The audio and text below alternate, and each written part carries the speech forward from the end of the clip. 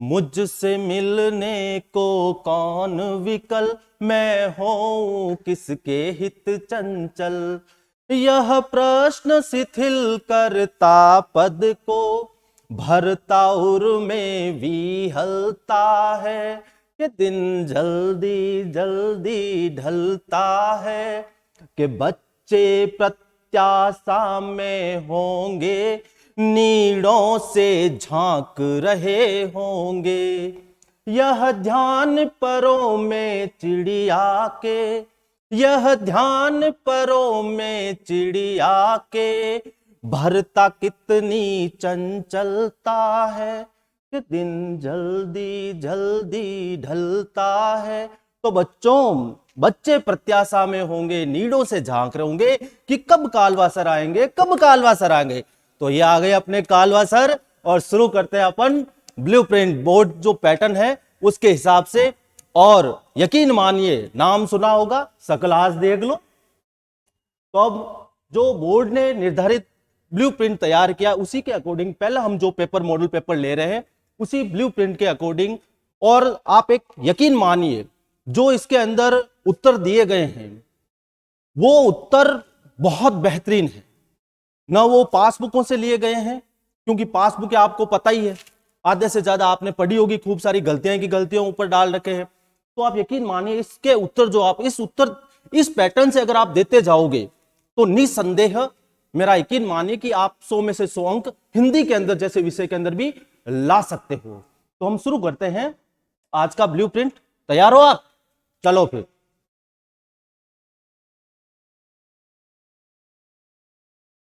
पढ़ लो कहीं से, पेपर आएगा यहीं से।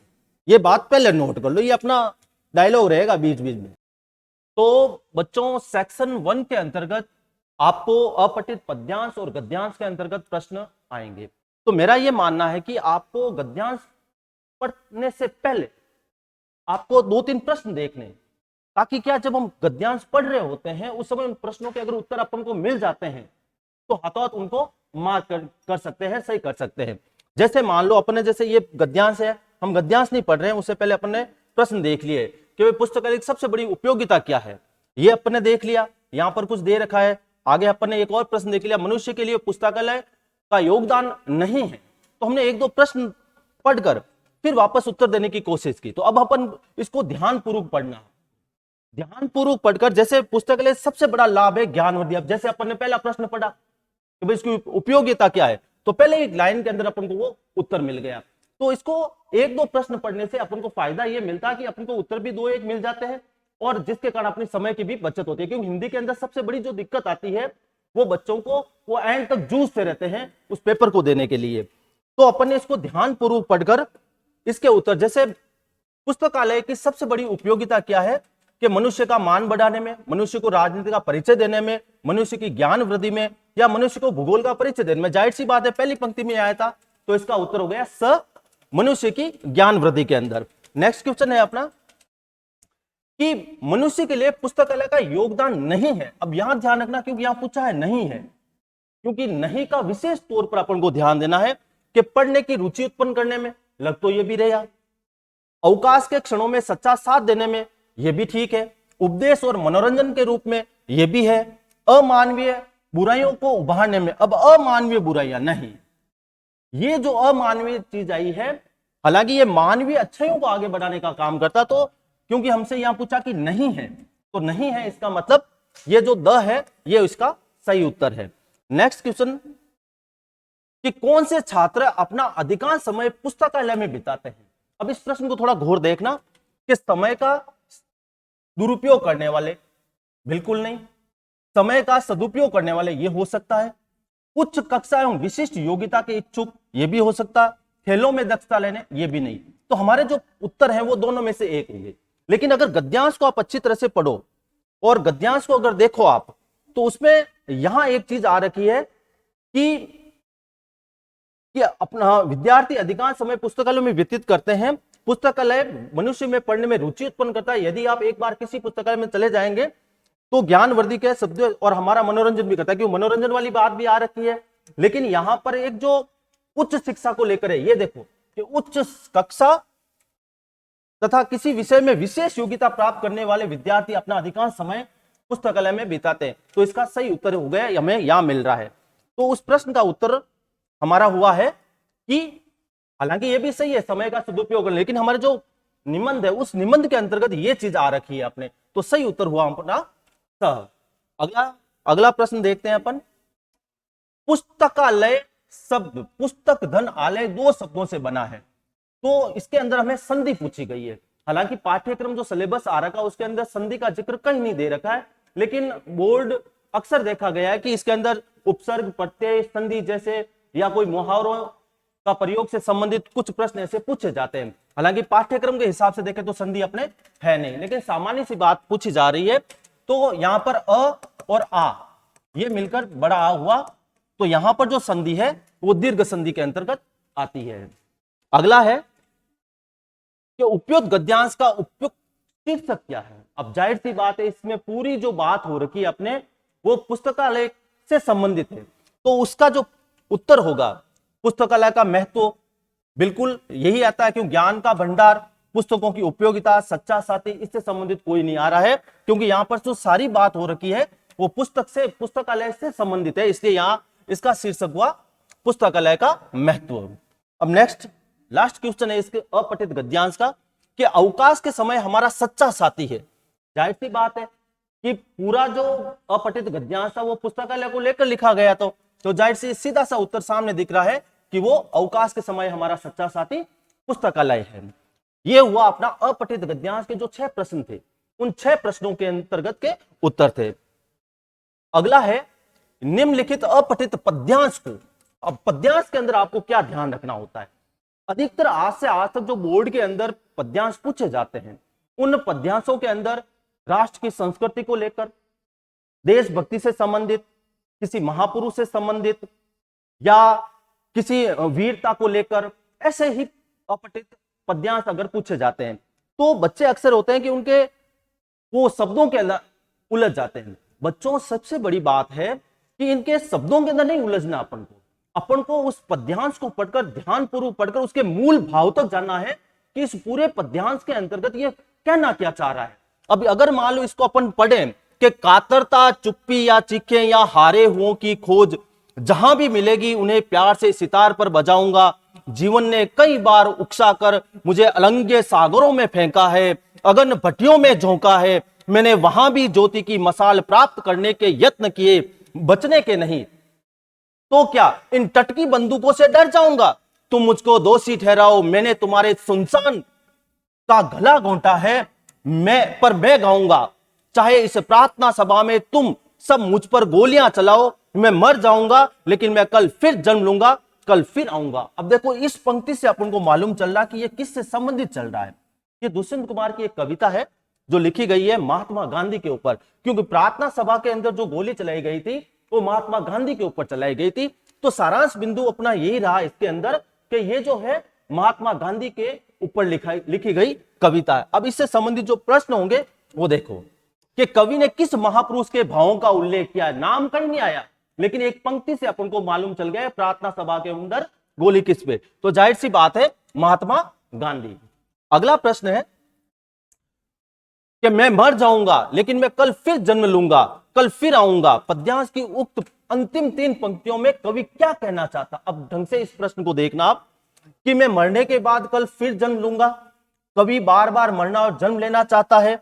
देश सेवा करने वाले बार बार जन्म लेते और मरते हैं। मानवता के रक्षक हर जन्म में मानवता की सेवा की चाह रखते हैं। अब देखो इन 2 प्रश्नों में तो कोई कंफ्यूज नहीं है कि ये तो दोनों नहीं होंगे, लेकिन यहां आकर थोड़ा सा कंफ्यूज जैसी स्थिति बनती है, अपनी थोड़ा सा असमंजस रहता है कि देश सेवा करने वाले बार बार जन्म लेते और मरते हैं।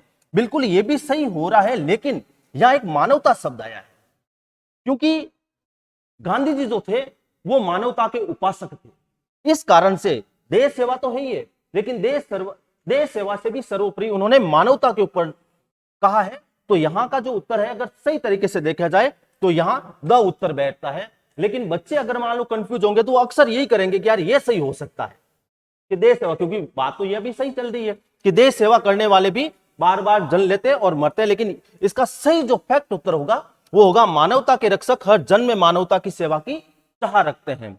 नेक्स्ट क्वेश्चन है अपना, सुनसान का गला घोटना। अब क्योंकि हमने इसको भाव को समझना था, अब ये प्रतिकार अर्थ क्या है इसका, कि सुनसान का गला घोटने का तात्पर्य क्या है।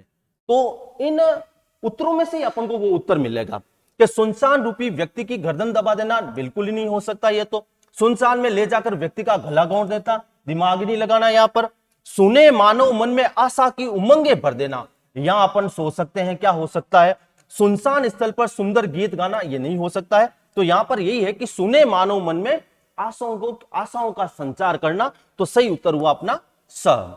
अगला प्रश्न है कि किसी रचना को लिखने की कई शैलियां होती है, शैली भेद के अनुसार उपयुक्त पद्यांश की लेखन शैली है।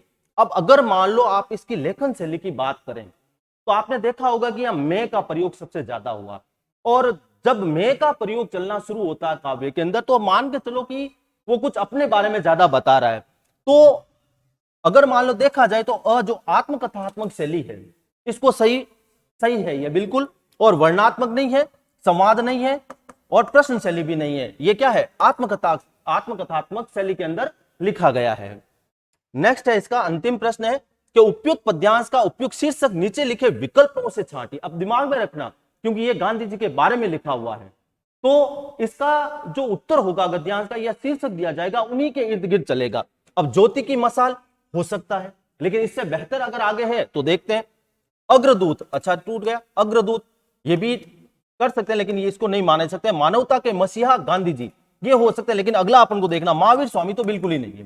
तो इसका तात्पर्य है कि इसका सही उत्तर जो बनता है वो महात्मा गांधी, मानवता के मसीहा कहा जाते हैं। क्योंकि अभी इससे पहले जो अपन ने प्रश्न देखा था जिसका हमने कहा कि भाई ये वाला सुने मानव मन में आशा की उमंगे भरती है, तो तात्पर्य हुआ कि इस प्रश्न का उत्तर सही जाता है अपना मानवता के मसीहा महात्मा गांधी से।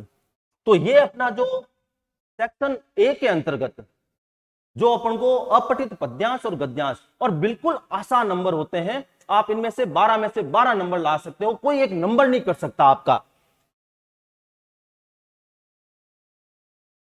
तेरे जाने का खौफ इस कदर असर कर गया, तेरे जाने का खौफ इस अदर कसर असर कर गया, मकान खाली समझ कोई और बसर कर गया।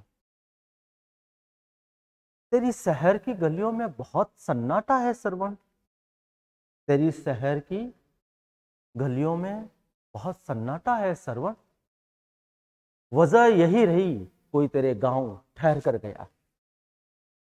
तो बच्चों क्वेश्चन नंबर 2, निम्नलिखित रिक्त स्थानों की पूर्ति कीजिए। 6 प्रश्न है इसके अंदर, और 6 प्रश्नों के अंतर्गत हर एक प्रश्न के उत्तर का जो अंक है वो 1 है। तो पहला प्रश्न हमसे पूछा गया, अब देखो ये प्रश्न बड़ा ही कंफ्यूज वाले होते हैं, ये जो जितने भी पेपर आउट होते हैं, डाउट में होते हैं, ये होते हैं वो होते हैं, बड़ी दिक्कत होती है इसके अंदर। पहला प्रश्न ही डाउटफुल में डाल दिया। यहाँ पहला पूछा है कि हिंदी भाषा के परिवार की, अगर हम संविधान की 8वीं अनुसूची देखें तो उसके अंतर्गत जो संविधान के द्वारा मान्यता प्राप्त बोलियां हैं, जैसे मान लो कि जब 1950 के अंदर संविधान लिखा गया था और मान्यता प्राप्त की, उस समय 14 को दी गई थी, और जो बाद के अंदर उसके बाद में जो दी गई थी वो मतलब 2003 के अंदर बात करूं मैं तो 22 को दी गई थी। लेकिन बात यहां आ रही है कि यहां पूछा है खाली हिंदी भाषा परिवार की, तो हिंदी भाषा परिवार के अंदर, क्योंकि अगर संविधान की अनुसूची 8वीं के अनुसार पूछे आपसे कि भाई कितनी बोलियां सम्मिलित है, उस समय तो होगा 22, लेकिन यहां पूछ लिया है हिंदी भाषा परिवार के लगभग कितनी बोलियां हैं, तो इसका जो सही उत्तर है, जो इसका सही उत्तर है वो है आपका 18 बोलियां सम्मिलित। ये एक बहुत ही विवादास्पद कह सकते हैं अपन, क्योंकि बच्चा यहां तक नहीं पहुंच पाएगा कि हिंदी भाषा परिवार की बोलियां पूछी गई है। तो हिंदी भाषा परिवार की जो बोलियां हैं वो कितनी है बच्चों, 18 बोलियां सम्मिलित है। फिर अब इसमें जो मैंने पासबुक के अंदर ये जो भी अपने दे रहे हैं यूट्यूब के ऊपर, आप ढूंढ लेना कर लेना, कोई दे रहा है कि 5 भाषाएं, 5 तो कैसे 5 है इसकी उपभाषाएं, अब उपभाषाओं से मतलब जो हिंदी की उपभाषाएं हैं, जैसे पश्चिमी हिंदी, पूर्वी हिंदी, पहाड़ी हिंदी, बिहारी, ये क्या है, ये सारी उपभाषाएं हैं और उसके अंदर सम्मिलित राजस्थानी वगैरह ये सब शामिल आती है। कुछ पासबुक है या जो भी दे रहे हैं वो दे रहे हैं कि इसमें 22 है, कुछ अलग दे रहे हैं, कुछ अलग दे रहे हैं। तो ये एक प्रश्न जो ऐसा है जहां मतलब अच्छे अच्छे जो मैंने देखे हैं विद्वान वगैरह जो भी हैं वो अलग अलग अपने उत्तर हैं, लेकिन अगर मान लो इसको आंकलन करूं, क्योंकि यहां सिंपल सा क्वेश्चन है, क्योंकि अपन घुमा के पूछा गया है, कहते ना, और ये जो एग्जाम वगैरह होते हैं आरपीसी कंपटीशन वगैरह के एग्जाम, तो उसमें आपत्तियां दर्ज करवाई जाती है, तो ऐसी आपत्तियां यहां पर भी है। तो यहां पूछा खाली हिंदी भाषा परिवार की, मतलब 22 जो भाषाएं उसमें तो नेपाली, कोंकणी सारी सभी आती है, लेकिन यहाँ खाली हिंदी भाषा परिवार की पूछी है, तो उस हिंदी भाषा परिवार के अंदर कितनी बोलियां हैं, 18 है। तो सही उत्तर जो हमारा होता है बिल्कुल 18 बैठता है। किसी पासबुक में उठा के देख ला कितनी, किसने तो दिया ही नहीं है, और किसने दिया है तो 5 दिया है, किसी ने 22 दिया है, किसी ने कुछ दिया है, किसी ने कुछ दिया है। तो बच्चों थोड़ा सा कंफ्यूज नहीं होना अपन को। हाँ, यहाँ पूछा है हिंदी भाषा के परिवार की, ठीक है ना। मैंने बताया था कि 1950 के अंदर जब संविधान लागू किया गया था उसके अंदर 14 भाषाओं को मान्यता दी गई थी, उसके बाद में 18 को, उसके बाद में 22 को, 22 भाषाओं को 2003 के अंदर 22 भाषाओं को मान्यता दी गई थी। लेकिन 22 भाषाओं में सब आता है, नेपाली भी आती है, कोंकणी भी आती है, लेकिन यहाँ हिंदी भाषा के संबंधित पूछा गया है, तो 18 बोलियां सम्मिलित है। चलो नेक्स्ट क्वेश्चन पे आते हैं। अंग्रेजी भाषा की लिपि, लिपि किसे कहते हैं बेटा, लिपि भी अपना प्रश्न है अपने, है लिपि भी अपना प्रश्न है। जैसे अपने मान हिंदी की लिपि कौन सी है, देवनागरी, देवनागरी की लिपि का विकास किससे हुआ, ब्राह्मी लिपि से हुआ, ठीक है ना। जो मुख से उच्चारित होने वाले ध्वनियों के लिखित वर्णों के लिए जो निर्धारित चिन्ह है वो लिपि कहलाती है। तो अंग्रेजी की जो लिपि है वो क्या है, रोमन लिपि है। बिल्कुल आसान प्रश्न है, रोमन लिपि है।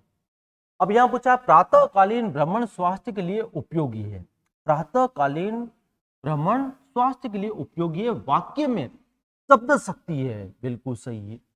अब सब शक्तियों के 3 सब शक्तियां अपने पाठ्यक्रम में, 3 सब शक्तियों में अभिधा, लक्षणा और व्यंजना। अब अभिधा का मतलब होता है जो लोक प्रचलित अर्थ ग्रहण करते हैं या जो वक्ता द्वारा बोला गया है और श्रोता द्वारा जो समझा गया है, वो लोक प्रचलित अर्थ अगर ग्रहण हो रहा है वहां अभिधा होती है। अगर अभिधा से प्राप्त न होकर उसके लक्षणों के आधार पर हमें अर्थ की प्राप्ति हो रही है, लक्षणा होती है। और जो अर्थ हमें न तो लक्षणा से प्राप्त हो रहा है न अभिधा से प्राप्त हो रहा है, हम उसके पीछे व्यंजित जो अर्थ है उससे प्राप्त कर रहे हैं, तो वो व्यंजना होती है। अब यहां मुझे ये बताओ, प्रातःकालीन भ्रमण स्वास्थ्य के लिए उपयोगी है, इससे लक्षण वाला तो दिखता नहीं है। व्यंजना के अंदर ये बात आती है कि उसके पीछे कुछ अर्थ निकलने चाहिए। अर्थ कैसे, जैसे मान लो 5 औरतें बैठी है या क्लास चल रही है और क्लास चलते चलते किसी एक बच्चे ने कह दिया छुट्टी हो गई, छुट्टी हो गई। अब एक बच्चा सोच रहा, अरे मेरे वो रामदेव के पास जाके फोटोकॉपी करवानी है, और एक बच्चा सोच रहा, अरे उसको टाइम दिया है वहां जाना पड़ेगा। तो कहने का मतलब क्या हुआ, इसके छुट्टी हो गई के पीछे घनी अर्थ ध्वनित हो रहे हैं, उन ध्वनित अर्थों से अपन को अर्थ की प्राप्ति हुई, इसका मतलब व्यंजना हुआ। और अभिधा में क्या, लोक प्रचलित अर्थ। अब यहां पर क्या, प्रातःकालीन भ्रमण स्वास्थ्य के लिए उपयोगी कोई अर्थ न लक्षणा से प्राप्त हो रहा है न अभिधा से, न कोई अर्थ ध्वनित हो रहे हैं, या सामान्य से अर्थ अपन को प्राप्त हो रहा है कि भाई प्रातःकालीन भ्रमण स्वास्थ्य के लिए उपयोगी है। तात्पर्य सीधा जैसा कहा गया वैसा समझा गया है, अर्थात इसके अंदर होगी क्या, अभिधा। क्लियर बच्चों। चल इसके बाद है, जहां विशेष प्रयोजन से प्रेरित होकर शब्द का प्रयोग लक्ष्यार्थ में किया जाता है, लक्ष्य करके जो अर्थ प्राप्त किया जाता है वहां। अब देखो, लक्षणा शक्ति, लक्षणों के आधार पर अर्थ की प्राप्ति करना। लक्षणा के 2 भेद, लक्षणा के 2 भेद कौन कौन से होते हैं बच्चों, लक्षणा के 2 भेद होते हैं, एक तो होती है रूढ़ि लक्षणा, रूढ़ि लक्षणा, और एक होती है प्रयोजनवती लक्षणा, प्रयोजनवती लक्षणा। अब देखो, रूढ़ि लक्षणा से तात्पर्य क्या हुआ, रूढ़ि लक्षणा से तात्पर्य ये हुआ कि जो रूढ़ अर्थ हो गए हैं, जिनके प्रयोग उन परंपराओं से जो वैसे से हुए, जैसे मान लो मैं आपको बोलूं कि बड़े हरिश्चंद्र बनते हो। अब हरिश्चंद्र रूढ़ अर्थ क्या है? सत्यवादिता के लिए। सत्यवादी, क्यों हरिश्चंद्र सत्यवादी के, तो वो रूढ़ अर्थ हो गया। सत्यवादी क्या हो गया? रूढ़ अर्थ हो गया। तो वहां पर रूढ़ि लक्षणा होती है। और प्रयोजनवती लक्षणा, प्रयोजनवती लक्षणा किसी उद्देश्य को ध्यान में रखकर, प्रयोजन का मतलब क्या होता है? उद्देश्य। किसी उद्देश्य को ध्यान में रखकर कही गई बात। जैसे मान लो मैं आपको बोलूं, कोई कार्यालय में जाता है, उसका काम नहीं हो रहा, ये नहीं हो रहा, वो नहीं हो रहा, तो वो क्या कहता? अरे यार क्यों परेशान हो रहा है, चांदी का जूता मार और काम अपना निकाल ले। चांदी का जूता मार और काम निकाल ले। चांदी का जूते का मतलब क्या हुआ? रिश्वत देना। तो यहाँ क्या, किसी उद्देश्य को ध्यान में रखकर कोई बात कही गई है। अरे यार किसी का मकान बन रहा, बड़ा टाइम लग रहा है, बड़ा आलीशान बन रहा, अरे यार तुम्हारा ये ताजमहल कब पूरा होगा? तुम्हारा ये ताजमहल कब पूरा होगा? किसी उद्देश्य को रखकर ये बात कही गई है। तो उससे क्या तात्पर्य रहता है? उससे ये तात्पर्य किसी उद्देश्य को ध्यान में रखकर, या क्या प्रयोजन का मतलब ही क्या? उद्देश्य। तो किसी उद्देश्य को ध्यान में रखकर कोई बात कही जाती है, वहां होती है प्रयोजनवती लक्षणा। तो ये लक्षणा के भेद के अंतर्गत प्रयोजनवती लक्षणा का उदाहरण है। उदाहरण क्या है? एक्चुअली इसकी परिभाषा है। अब आता है माया दीपक नर पतंग भ्रमी भ्रमी इवे पड़न। बड़ा अच्छा उदाहरण है। माया दीपक नर पतंग भ्रमी भ्रमी इवे पड़त काव्य पंक्ति में कौन सा अलंकार है? अब देखो बच्चों, अपने जो पाठ्यक्रम के अंदर जो अलंकार दे रखे हैं वो 4 दे रखे हैं। अब उन 4 अलंकारों के अंतर्गत रूपक जो अलंकार है वो अपने पाठ्यक्रम में है, ठीक है ना। लेकिन जहां यहाँ उदाहरण है, देखो कभी कभी ऐसा होता है, जैसे मान लो पिछले एक बार बोर्ड के अंदर पूछा था, अजो तरियोनो ही या अनुरागी चित्त की, सॉरी, या अनुरागी चित्त की गति न समझे कोई, जो जो बूढ़े श्याम रंग त्यों त्यों उज्जवल होई। अब यहां पूछा है कि इसमें कौन सा अलंकार है, उसकी परिभाषा दीजिए। अब मुझे एक बात बताओ कि या अनुरागी चित्त की गति न समझे कोई, जो जो बूढ़े श्याम रंग त्यों त्यों उज्जवल होई। अब यहां देखो पुनरुक्ति प्रकाश अलंकार आ गया। यहां पर आपके क्या नाम उसका, रूपक अलंकार, सॉरी,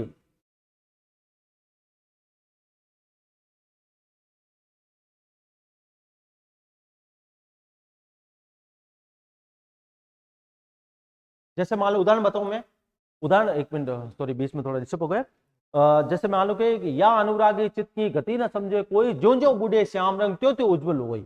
अब यहां पर देखो आप, श्लेष अलंकार है, पुनरुक्ति प्रकाश अलंकार है, लेकिन इसमें विशेष रूप से जो अलंकार है वो विरोधाभास अलंकार है। लेकिन अगर हम विरोधाभास अलंकार न लिखकर अगर मान लो श्लेष लिखे या पुनरुक्ति प्रकाश अलंकार, वो भी सही है, लेकिन मूल रूप से इसके अंदर अलंकार कौन सा है? विरोधाभास अलंकार, ठीक है ना। ठीक वैसे ही यहां पर जैसे माया दीपक नर पतंग भ्रमी भ्रमी इवें पड़त।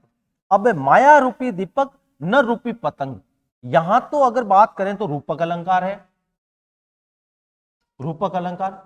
उपमेय का उपमान पर आरोप लगाना, रूपक अलंकार। लेकिन यहां पर आ गया भ्रमी भ्रमी। भ्रमी भ्रमी जो है पुनरुक्ति प्रकाश अलंकार अपने अंदर है। पुनरुक्ति क्या है? एक शब्द की आवर्ती, एक से अधिक पुनरावर्ती होना और उसका अर्थ वही रहना, वहां होता है पुनरुक्ति प्रकाश अलंकार। एक शब्द की आवर्ती होना लेकिन उसका अर्थ अलग अलग होना, यमक अलंकार। तो यहां पर भ्रमी भ्रमी का अर्थ सेम है, तो यहां पर रूपक के साथ साथ पुनरुक्ति प्रकाश अलंकार भी है। तो आप दोनों लिख सकते हैं, पुनरुक्ति प्रकाश अलंकार। लेकिन विशेष रूप से जो अलंकार है वो रूपक है। बात समझ आई? चलो अगला है गंगा जल सा पावन मन। काव्य पंक्ति में मन की तुलना गंगा जल से की गई है। यहां पर मन की तुलना किससे की गई है? गल। अब देखो, जैसा कि आपको पता है कि उपमा अलंकार के अंदर तुलना होती है, उत्प्रेक्षा के अंदर संभावना होती है, और रूपक अलंकार के अंदर क्या होता है? मान लिया जाता है। अर्थात उपमेय की उपमान से अगर समान गुण धर्म के कारण तुलना की जाती है, वहां पर होता है उपमा अलंकार। यहां पर मन की तुलना की गई है गंगा जल से, पवित्रता से, तो यहां पर उपमा अलंकार हुई। तो कहने का तात्पर्य है कि अगर मान लो उपमेय की उपमान से समान गुण धर्म के कारण अगर तुलना की जाती है तो वहां होता है उपमा अलंकार। सा, जैसे, सदृश्य, के समान, ये ऐसे कुछ वाचक शब्द हैं जिससे हम पहचान सकते हैं कि वहां पर कौन सा अलंकार होगा। तो ये 6 प्रश्न थे। 6 प्रश्न के अंतर्गत हमने ये समझा कि एक एक नंबर के 6 प्रश्नों में 1 नंबर का होता है और हमें रिक्त स्थानों की पूर्ति करनी होती है। तो ये अपना क्वेश्चन नंबर जो दूसरा था वो कंप्लीट होता है। तो प्रश्न आपको एक वाला है वो थोड़ा सा विशेष ध्यान रखना है। पासबुकों के अंदर या कई अन्य चीजों के अंदर या यूट्यूब चैनल्स के ऊपर कहीं आपको ये थोड़ा सा डावाडोल करने वाला या भ्रमित करने वाली चीजें आती होगी, तो थोड़ा ध्यान रखना कि इसमें जो है वो 18 बोलियां हैं। यूं तो अगर पूछा जाता कि संविधान की 8वीं अनुसूची के अंतर्गत कितनी बोलियां सम्मिलित तो 22 होता, लेकिन यहाँ हिंदी भाषा परिवार के अंदर पूछा गया है तो वो। और एक प्रश्न आपका मैंने बताया है 5वां कि माया दीपक नर पतंग भ्रमी भ्रमी इमे पड़त, क्यों यहाँ पर 2 अलंकारों का प्रयोग हुआ है तो दोनों अलंकारों में रूपक भी है और पुनरुक्ति भी है, तो आप रूपक ऑब्लिक पुनरुक्ति प्रकाश अलंकार दोनों लिखें अपना। अब आता है आपके अति लघुरात्मक उत्तर। अब यहां से थोड़ा सा ध्यान देना, वो तो फैक्ट वाले थे। अब बच्चे क्या करते हैं कि एक जो नंबर का उत्तर हो तो उसमें आधा प्रश्न भर के ले आते हैं और फिर बोलते हैं कि सर मुझे तो टाइम ही नहीं मिला। अरे कहां से मिलेगा यार टाइम, तुम एक पंक्ति में उत्तर देना था उसका तुम आधा प्रश्न भरे जा रहे हो और फिर बाद में आपको टाइम मिल नहीं पाता, समय मिल नहीं पाता। तो यहां पर आपको एक पंक्ति में या 2 पंक्ति में इसके उत्तर देने की उसके जो अंक बाहर है वो एक नंबर के ही हैं और इसके जो कुल प्रश्न हैं उन कुल प्रश्नों की संख्या जो वो 11 है, जिनमें आपके जनसंचार से संबंधित प्रश्न होंगे, पारिभाषिक शब्दावली से संबंधित प्रश्न होंगे, एक नंबर वाले आहारोह वितान उनमें से आपके प्रश्न पूछे जाएंगे। तो सारा अब देखो, तो पारिभाषिक शब्दावली के रूप में आपको पहला पूछा है कि निम्न पारिभाषिक शब्दों के अर्थ लिखिए। पहला है कोरम और पैक्ट। कोरम आपने कहीं राजनीति अगर मान लो संसद के अंदर तो कोरम की पूर्ति नहीं हुई है। और पारिभाषिक शब्द हमेशा ध्यान रखना, ऐसे सामान्य जो रोजमर्रा में हम इनका इस्तेमाल करते हैं वैसे ही पूछे जाते हैं, लेकिन उनके हिंदी अर्थ अपन को अक्सर आते नहीं। अब कोरम अक्सर हम सुनते हैं, पैक्ट अक्सर सुनते हैं, एक्शन अपन अक्सर सुनते हैं, एडमिनिस्ट्रेशन अक्सर सुनते हैं, गजट अक्सर सुनते हैं और ये सारे बोर्ड के अंदर पूछे गए है। तो आसानी, शेड्यूल, तो ये सारे ऐसे शब्द होते हैं जो अमूमन हम अक्सर प्रयोग में लेते हैं लेकिन उनके हिंदी अर्थ अपन को पता नहीं है। तो कोरम अर्थात गणपूर्ति, पैक्ट कोई भी समझौता होता है वो पैक्ट, पुनः पैक्ट वगैरह ऐसा सुनने में आया होगा आपने। तो पुनः पैक्ट अर्थात पुनः समझौता, तो ये पैक्ट का मतलब हुआ समझौता। अब है एक शब्द आपको हिंदी में लेकर अंग्रेजी में उसका पारिभाषिक शब्द बताना होगा। तो परिसंघ, फेडरेशन। अब इसके अंग्रेजी में 1-2 और भी वर्ड आते हैं तो फेडरेशन लिख सकते हैं, तो ये उसका हुआ फेडरेशन। ये हुए आपके पारिभाषिक शब्दों से संबंधित। फिर आता है कि फीचर का प्रारंभ कैसा होता है। अब फीचर अपने अगर देखा जाए तो फीचर है क्या। फीचर एक किसी भी चीज का अगर रोचक तरीके के साथ में, उत्सुकता के साथ में, जिज्ञासा के साथ में अगर किसी चीज का अपन वर्णन कर रहे हैं तो वो फीचर होता है। तो फीचर का प्रारंभ भी किसी रूप में होगा जो आकर्षक हो, रोचक हो और उत्सुकता पैदा करने वाला हो, जिसके साथ में अगर, क्योंकि अपने पाठ्यक्रम में फीचर भी है तो फीचर अपन को लिखना पड़ेगा, तो फीचर लिखते समय अपन को उसको आकर्षक बनाना पड़ेगा, उसके अंदर उत्सुकता पैदा करनी पड़ेगी और उसी के साथ में उसके साथ में ग्राफिक्स, रेखांकन वगैरह ये इत्यादि अपन को करने पड़ते हैं, तब वो एक अच्छा फीचर होता है। तो फीचर का प्रारंभ हमेशा, क्योंकि अपन को पूछा गया है 1 नंबर का है और एक अति लघुरात्मक है जिसका उत्तर हमें 1 पंक्ति या 2 पंक्ति में देना होता है, तो फीचर का प्रारंभ आकर्षक होना चाहिए, रोचक होना चाहिए और उत्सुकता पैदा करने वाला होना चाहिए। ये इतना ही अपन से प्रश्न पूछा गया है। अगला है कि कवि बनने के लिए लेखक आनंद यादव ने किसे गुरु बनाया। सामान्य सा, अब गणित कौन पढ़ाते थे, मंत्री नामक मास्टर, और मराठी कौन पढ़ाते थे। अब यह कि कवि बनने के लिए लेखक आनंद यादव ने मराठी के अध्यापक, क्योंकि मराठी के अध्यापक ही वैसे थे जिन्होंने उसको गीतों की ओर बोला था, कैसे कविता लिखना है, कैसे गति देखनी है, छंद क्या होते हैं, सारा कुछ वो मराठी के अध्यापकों की प्रेरणा से ही वो आगे बढ़ा। तो इसके जो लेखक बनने के लिए उन्होंने मराठी के जो अध्यापक थे वो सौंदेलगेकर को अपना गुरु बनाया। बिल्कुल आसान उत्तर। यशोधर बाबू ने किसनदा के गांव चले जाने के बाद कौन कौन सी परंपराओं का पालन किया था? बहुत अच्छा प्रश्न है। अब यहां बच्चे क्या करते हैं कि इस प्रश्न को काफी लंबा खींच लेते हैं।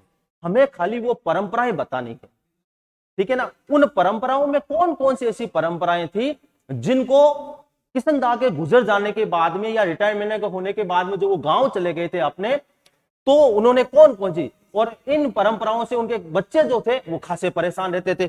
तो यहां पर यही है, यशोधर बाबू ने किसनदा के गांव चले जाने के बाद घर में होली गवाना, जन्यों पुन्यों के दिन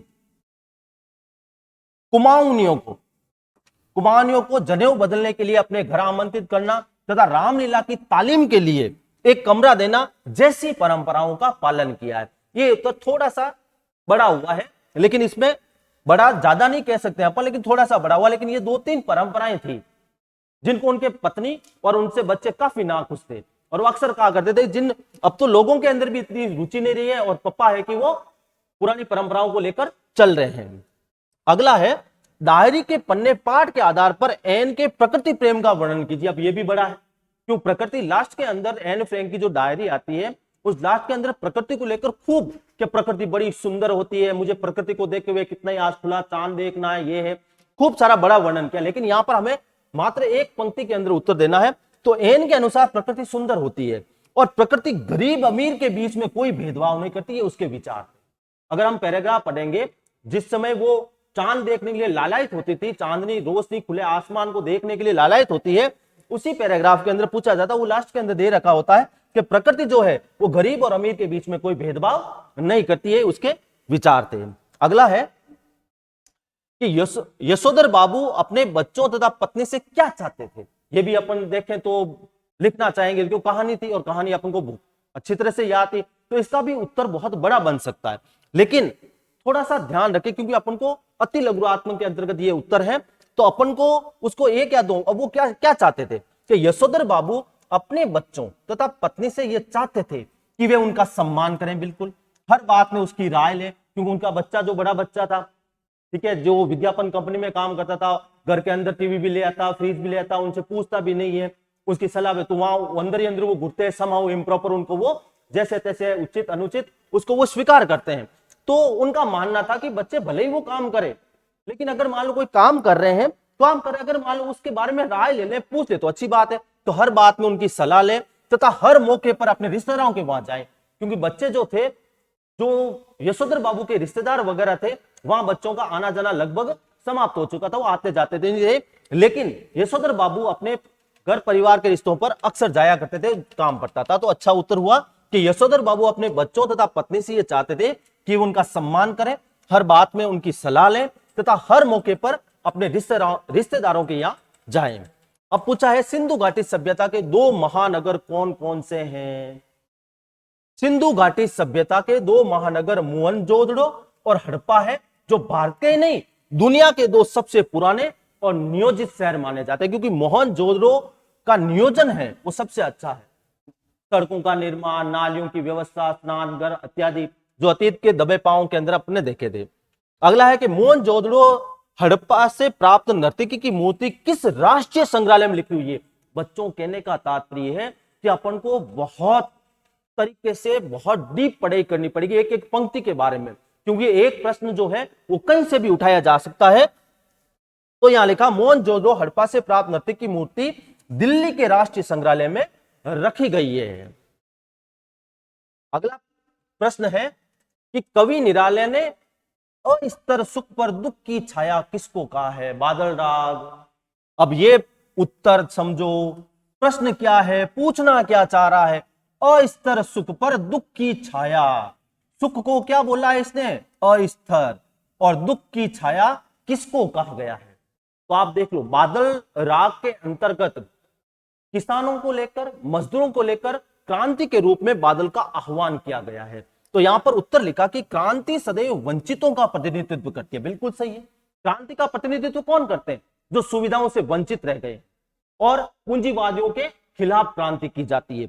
तो क्रांति सदैव वंचितों का प्रतिनिधित्व करती है। कवि निराला ने मजदूरों तथा किसानों द्वारा की जाने वाली क्रांति की आशंका से सुखी व सुविधा भोगी वर्ग के ऊपर पड़ने वाली विपदा को अस्थिर सुख पर दुख की छाया का, अर्थात सुख किनका, ये जो सुविधा भोगी लोग थे, ये जो वर्ग था जो आराम से अपना जीवन यापन कर रहा था, लेकिन क्रांति की, जैसे ही क्रांति की शुरुआत होती है, उन्हें अपना ये जो सुख है वो उनको अस्थिर लगने लगता है और उनके ऊपर दुख की काली छाया मंडरानी शुरू हो जाती है। तो बहुत अच्छा उत्तर आया है कि मजदूरों तथा किसानों द्वारा की जाने वाली क्रांति की आशंका से सुखी व सुविधा भोगी वर्ग के ऊपर पड़ने वाली विपदा को अस्थिर सुख पर दुख की छाया कहा है। और लास्ट प्रश्न है अपना इस सेक्शन का कि जाति प्रथा को श्रम विभाजन का ही एक रूप न मानने के पीछे अंबेडकर का क्या तर्क है। प्रश्न समझो, जाति प्रथा को श्रम विभाजन का ही एक रूप न मानने के पीछे क्या तर्क दिए उन्होंने, कि जाति प्रथा को श्रम विभाजन का ही एक रूप न मानने के पीछे अंबेडकर का तर्क है कि यह जो अस्वाभाविक तथा लोगों की रुचि के अनुरूप नहीं है, यहां अस्वाभाविक है, यह अस्वाभाविक और लोगों की रुचि के अनुरूप नहीं है। मुझे किसी काम में रुचि नहीं है, लेकिन मुझे जाति के कारण अगर मान लो वही भाई अपनाने के लिए बाध्य किया जाता है तो मैं कैसे करूंगा और कैसे उसमें कुशलता प्राप्त। किसी साल गुजरते दिसंबर की एक रात थी, तन्हाइयों के बीच तन्हाइयों की एक मुलाकात थी। मैं सुन नहीं पाया सिसकियों के पीछे की आहटों को, आंखें नम थी और बड़ी जोर की बरसात थी। तो बच्चों अब अपन शुरू करते हैं सेक्शन बी, जिसमें अपने जो प्रश्न है वो लघुरात्मक प्रश्न है, जिसके उत्तर अपन को कम से कम 40 शब्दों में देने हैं, अर्थात इसका एक जो उत्तर है वो 2 नंबर का होगा। तो इसमें अपन को 2-3 लाइनें लिखने की आवश्यकता है। अब देखो पहला प्रश्न, 1-2 प्रश्न पूछे जाएंगे अपन को जनसंचार से संबंधित जो प्रश्न होंगे, 1-2 प्रश्न वितान से संबंधित, आहारों से संबंधित, गद्य और पद्य में से पूछे जाएंगे। तो यहां पर पहले ही अपन को जनसंचार से संबंधित पूछा है कि भारत में इंटरनेट पत्रकारिता का प्रारंभ किस प्रकार हुआ, संक्षेप में लिखिए। अब इस उत्तर को गौर से देखना बच्चों, आप पासबुक उठा के देख लो, जो अच्छी से अच्छी मार्केट के अंदर चल रही है उनके उत्तर और यहाँ के उत्तर मिलान कर लेना एक बार, आपको पता चल जाएगा कि उत्तर बेहतरीन और सही उत्तर कौन सा होता है। तो यहां लिखा कि भारत में इंटरनेट पत्रकारिता का प्रारंभ 1993 में माना जाता है, लेकिन जबकि दूसरा प्रभावी चरण 2003 से हुआ। rediff.com ये भारत की पहली सर्च साइट मानी जाती है, कहा जाता है, लेकिन वेबसाइट पर विशुद्ध पत्रकारिता, विशुद्ध रूप से जो पत्रकारिता की शुरुआत हुई थी, क्योंकि यहां पर इंटरनेट पत्रिका के बारे में पूछा गया है, तो यहां पर जो विशुद्ध पत्रकारिता की शुरुआत हुई है वो तहलका.com को दिया जाता है, जिसने अपने स्टिंग ऑपरेशंस के जरिए अपने नाम के अनुरूप इस इंटरनेट पत्रिकाता जगत के अंदर तहलका मचा दिया था। तो जिसने अपने स्टिंग ऑपरेशन के जरिए पत्रकारिता जगत में खूब नाम किया। दूसरा, क्योंकि इंटरनेट पत्रकारिता की बात आ रही है तो थोड़ा हिंदी के बारे में बताना जरूरी हो जाता है कि हिंदी वेब जगत के प्रारंभिक काल में सबसे बड़ी समस्या थी वो मानक कीबोर्ड की थी, क्यों हिंदी का कीबोर्ड नहीं था तो और फॉन्ट की रही थी। लेकिन अब जो आया है वो मंगल यूनिकोड फॉन्ट के जरिए हिंदी की जो साइट्स है वो दुनिया के किसी भी कोने में पढ़ी जा सकती है। आपको पता है कि सुबह ई पत्र, ई पेपर, ई भास्कर, ई पत्रिका वगैरह ये सब आते हैं जो दुनिया के किसी भी कोने में अपन पढ़ सकते हैं, लेकिन ये सारे के सारे करते हैं क्या कि 7 बजे के बाद अपलोड करते हैं, ये दिक्कत है बड़ी। चलो कोई नहीं, नेक्स्ट प्रश्न देखते हैं अपन। प्रिंट मीडिया अर्थात मुद्रित माध्यम और रेडियो माध्यम से प्रत्येक से संबंधित 2-2 कमियां, विशेषता नहीं पूछी है बच्चों, यहां पूछी है 2-2 कमियां बतानी है अलग अलग है भाई। प्रिंट मीडिया अर्थात मुद्रित माध्यम में 2 कमियां क्या है और रेडियो माध्यम के अंदर क्या कमियां है। तो प्रिंट माध्यम के अंदर जो कमियां है, सबसे बड़ी बात है यह अपढ़ों या निरक्षरों के लिए उपयोगी नहीं, जो पढ़ा लिखा नहीं वो पढ़े गए क्या, काले अक्षर भैंस बराबर। फिर है तत्कालीन घटनाओं से अवगत नहीं कराता है, क्योंकि मुद्रित माध्यमों की डेडलाइन निश्चित होती है। तो प्रश्न उठता डेडलाइन क्या होता है, किसी भी समाचार के पहुंचने की अंतिम सीमा, क्योंकि आपको पता होगा कि जो प्रिंट मीडिया होता है उसके छपने की एक तय सीमा होती है, उसके बाद कोई भी समाचार आता है तो उसको छापा नहीं जाता, इसलिए वो जो हाथों हाथ जो खबरें हो रही होती है उससे वो अवगत अपन को नहीं कराता है। ये दो कमियां अपन को प्रिंट मीडिया के अंतर्गत। अब है रेडियो माध्यमों में दो कमियां। रेडियो पर प्रसारित किसी संदेश को ध्यान से नहीं सुना तो उसका संप्रेषण अर्थात कम्युनिकेशन श्रोता तक नहीं पहुंच पाएगा, अर्थात ध्यान लगाकर सुनना पड़ता है, ठीक है ना। अगर ध्यान थोड़ा सा भी इधर उधर हुआ तो अपन उस बात को सुन नहीं पाएंगे, उस समाचार को सुन नहीं पाएंगे, ये कमी है उसकी। एक है रेडियो बुलेटिन की समय सीमा होती है, इसलिए थोड़ी खबरें ही श्रोताओं तक पहुंच पाती है, क्योंकि रेडियो जो होता है एक तय समय के साथ समाचार देता है और उसमें एक सीमा निर्धारित होती है कि समय सीमा के अंतर्गत ही अपन को वो समाचार पूर्ण करना होता। तो ये दो कमियां प्रिंट मीडिया के अंतर्गत और रेडियो माध्यम के अंतर्गत दो कमियां हो गई। अगला प्रश्न है अपने खाद्य पदार्थों में मिलावट। बड़ा अच्छा, इस पे अपन को आलेख लिखना है, आलेख या फीचर दोनों में से कोई भी अपन को बोर्ड के अंदर पूछे जा सकते हैं। तो आलेख के अंदर जो सबसे मेन बात होती है वो होती है गंभीरता। अगर गंभीरता पूर्वक अपन कोई चीज लिख रहे हैं वो आलेख के अंदर, और मनोरंजन या उत्सुकता बढ़ाने के लिए अपन लिख रहे हैं तो वो क्या हो जाएगा आपके फीचर। तो फीचर और इसके अंदर सबसे बड़ी जो अंतर अपन को देखना है कि फीचर लिखते समय क्या बातों का ध्यान रखना आवश्यक है और आलेख लिखते समय।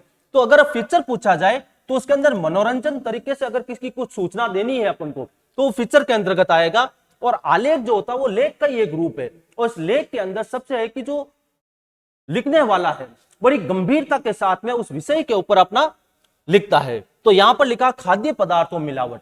आपको पता है कि आज वर्तमान के दौर में अपन देखते हैं हर चीज के अंदर मिलावट देखी जा रही है, ठीक है। कई बार तो बहुत अच्छा है कि वर्तमान युग में हर वस्तु नकली और मिलावट से युक्त होती जा रही है, और यही वजह है कि सरकार को भी क्या कर रहे हैं, शुद्ध के लिए युद्ध। ये अच्छी पंक्ति है, शुद्ध के लिए युद्ध। क्यों, अपन को सरकार के द्वारा जो चलाए गए कार्यक्रम है उनका भी अगर अपन अपने उत्तरों के अंदर मेंशन करते हैं तो एक बेहतरीन उत्तर माना जाता है।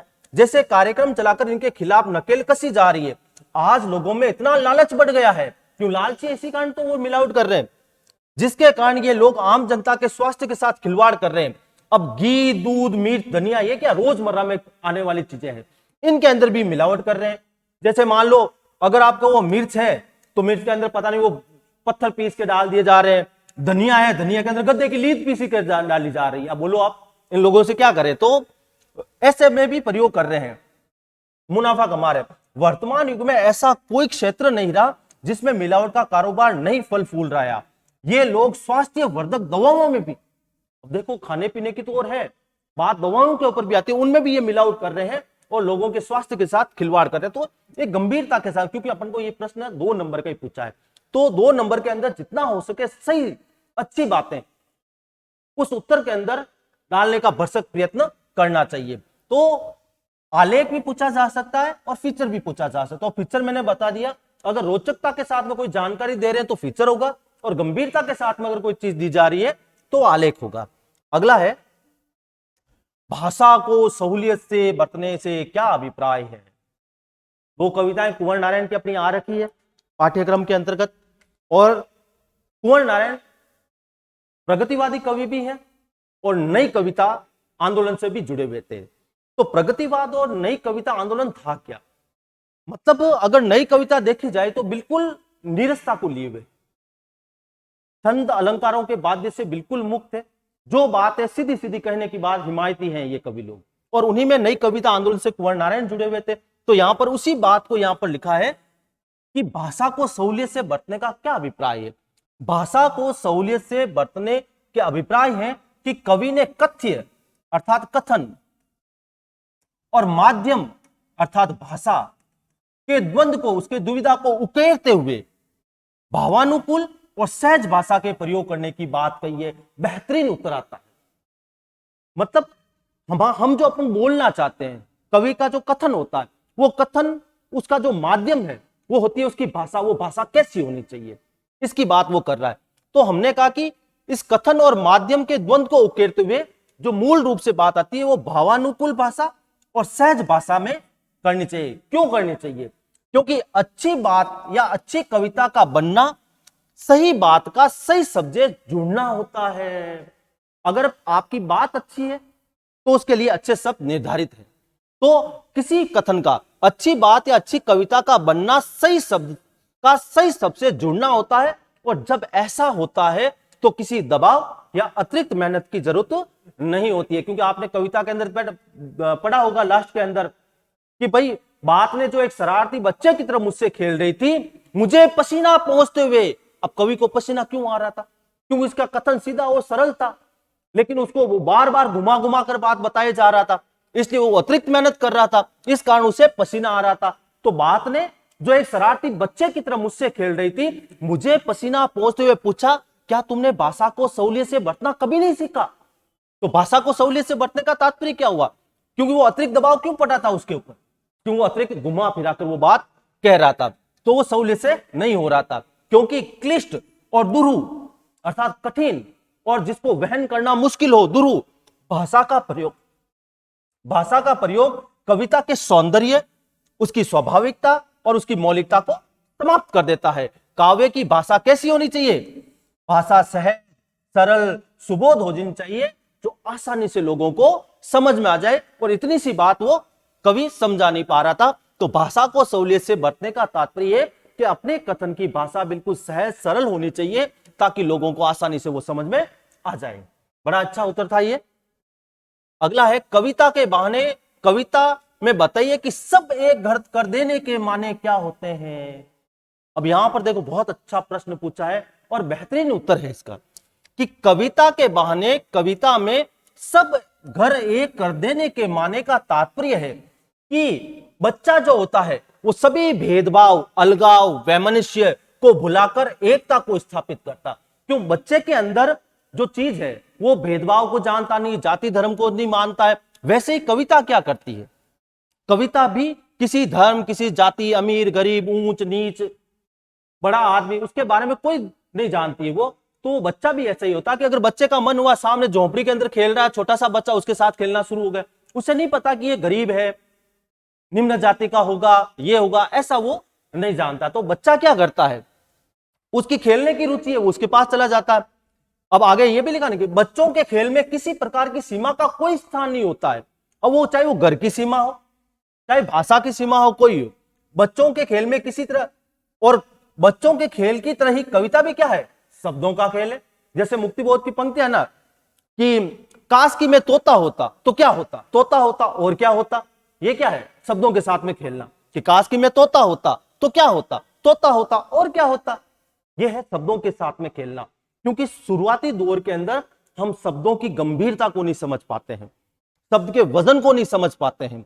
और जब हम इन शब्दों के वजन को, उसकी गंभीरता को हम जैसे जैसे महसूस करते जाते हैं, वैसे वैसे उन शब्दों के जो अर्थ हैं हमें ज्ञात होते रहते हैं। तो कविता भी क्या है? वो शब्दों का खेल है। वही काश की मैं तोता होता तो क्या होता, तोता होता और क्या होता, जिसमें जड़, चेतन, अतीत, वर्तमान और भविष्य, ये सब क्या है? उसके उपकरण है। बच्चों के खेल में जाति, धर्म, भेदभाव, ऊंच नीच का कोई भेद नहीं होता, क्योंकि बच्चों में क्या है? रचनात्मक ऊर्जा है। और जहां कहीं भी रचनात्मक ऊर्जा होगी, वहां सीमाओं के बंधन खुद ब खुद टूट जाएंगे। फिर वो चाहे भाषा की सीमा हो, चाहे किसी और की सीमा हो, वो सीमा किसी को नहीं माने। अगर आपको कुछ बनना है, कुछ को करना है, तो आप घर की सीमाओं के कैद के अंदर थोड़ी रहोगे, आप घर की सीमाओं को लांग कर बाहर जाओगे। वैसे ही कविता उन सीमाओं को लांघती है और अपने पथ पर चलती है। तो बहुत बेहतरीन उत्तर है। और देखना आप कहीं से भी नेट, इंटरनेट, पासबुकें, जो भी जितने प्रकार की चल रही होती हैं, अगर आपको ऐसे उत्तर उसमें मिल जाए तो कमेंट बॉक्स में बता देना कि भाई है कि नहीं है। आप अगला है अपने, जीजी ने त्याग और दान के विषय में क्या विचार थे। अब बात आती है त्याग और दान की, काले मेघा पानी दे, जहां पर विज्ञान और लोक प्रचलित विश्वासों के द्वंद्व को बताया गया है।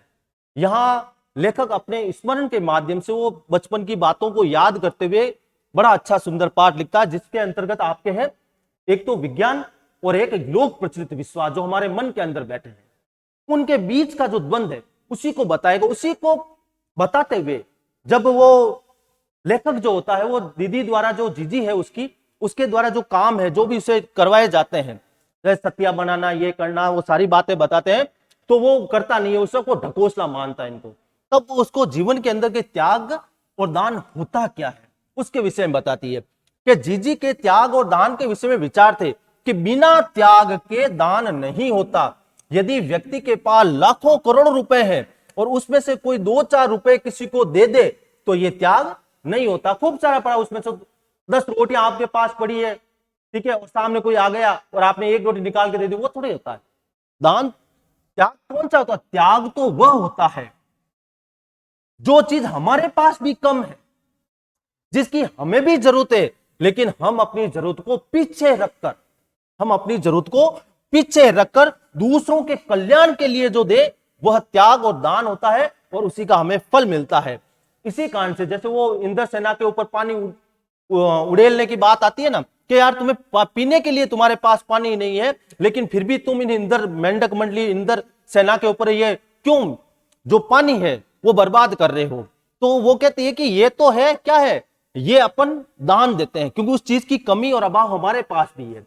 तो जैसे यदि किसान को 30-40 मन गेहूं उगाना है तो किसान क्या करता है? जो सबसे अच्छा उसके पास में रखा हुआ गेहूं है वो क्यारियां बनाकर उसके अंदर फेंकता है, तब उसे वो जो जमीन है कितना गुना वापस देती है, 4 गुना 8 गुना करके वो होता है और इसी का उसको प्राप्त होता है। उसी का महत्व तो त्याग और दान, बिना त्याग के दान नहीं होता है। अगला है, चार्ली सबसे ज्यादा स्वयं पर कब हंसता है? बड़ा अच्छा प्रश्न है। कब? भाई आदमी अपने फुल कॉन्फिडेंस में कब आता है? जब अंदर से वो बिल्कुल एकदम से बहुत अंदर अपने आप को इतना खुश महसूस करता है, एक इतना आत्मविश्वासी महसूस करता है, उस समय वो व्यक्ति सबके सामने एकदम खुलापन। तो वो कब हंसता है? चार्ली स्वयं पर तब हंसता है जब वह स्वयं को गर्व में पागल समझता है, या उसने अपने ऊपर विश्वास पूरा लबालब वो भर जाता है अपने ऊपर, इतना वो आत्मविश्वासी हो जाता है और दूसरों को शक्तिशाली या श्रेष्ठ समझता है। और जब वो खुद को वज्र के समान कठोर या फूल से भी कोमल, मतलब एक जगह कठोरता भी है और एक जगह कोमलता भी है, को दिखलाता है, ये उससे उसकी महिमामयी हंसी वही काम करती है जैसे एकदम से कोई गुब्बारा फूलता है और एकदम से उसको सुई चुबा दी जाए तो वो फुस हो जाता है उस समय, अर्थात चार्ली की महानता का जो गुब्बारा क्षण भर में फुस हो गया हो। अगला है, अब आते हैं अपन सेक्शन सी पर। यहां दे रखा कि निम्नलिखित प्रश्नों के उत्तर दीजिए। अब यहां पर क्या है, आपको 2 प्रश्न आरोह भाग के अंदर 2 पद्य खंड से बड़े प्रश्न पूछे जाएंगे 3-3 नंबर के, अथवा के अंदर आपको ऑप्शन देंगे, ठीक है ना। तो इसके अंदर जो सेक्शन सी है, इसके अंदर 2 प्रश्न पद्य खंड के, 2 गद्य खंड के, फिर कवि परिचय और उसके बाद वितान से एक बड़ा प्रश्न, निबंधात्मक प्रश्न पूछा जाएगा। तो इसमें जो क्वेश्चन नंबर 11 है वो रुबाइयों के बारे में पूछा है। फिराक गोरखपुरी के आपने गजल और रुबाइयां देखी होगी, पढ़ी होगी। तो यहां पर पूछा है, दिवाली और राखी के दृश्य बिंब को अपने शब्दों में लिखिए। वो नहला के चल के ऊपर उछाल रही है और बच्चों के वो घरों में दीपक जला रही है, उनकी जो माँ है। बात ये होती है, वो रूपवती जो माँ है बच्चों को किसी भी तरीके से उनकी जो नन्ही नन्ही है फरमाइश है उसको पूरा करके बच्चों के जीवन में खुशहाली लाने का प्रयास करती है, चाहे वो असंभवी चीजें क्यों ना हो।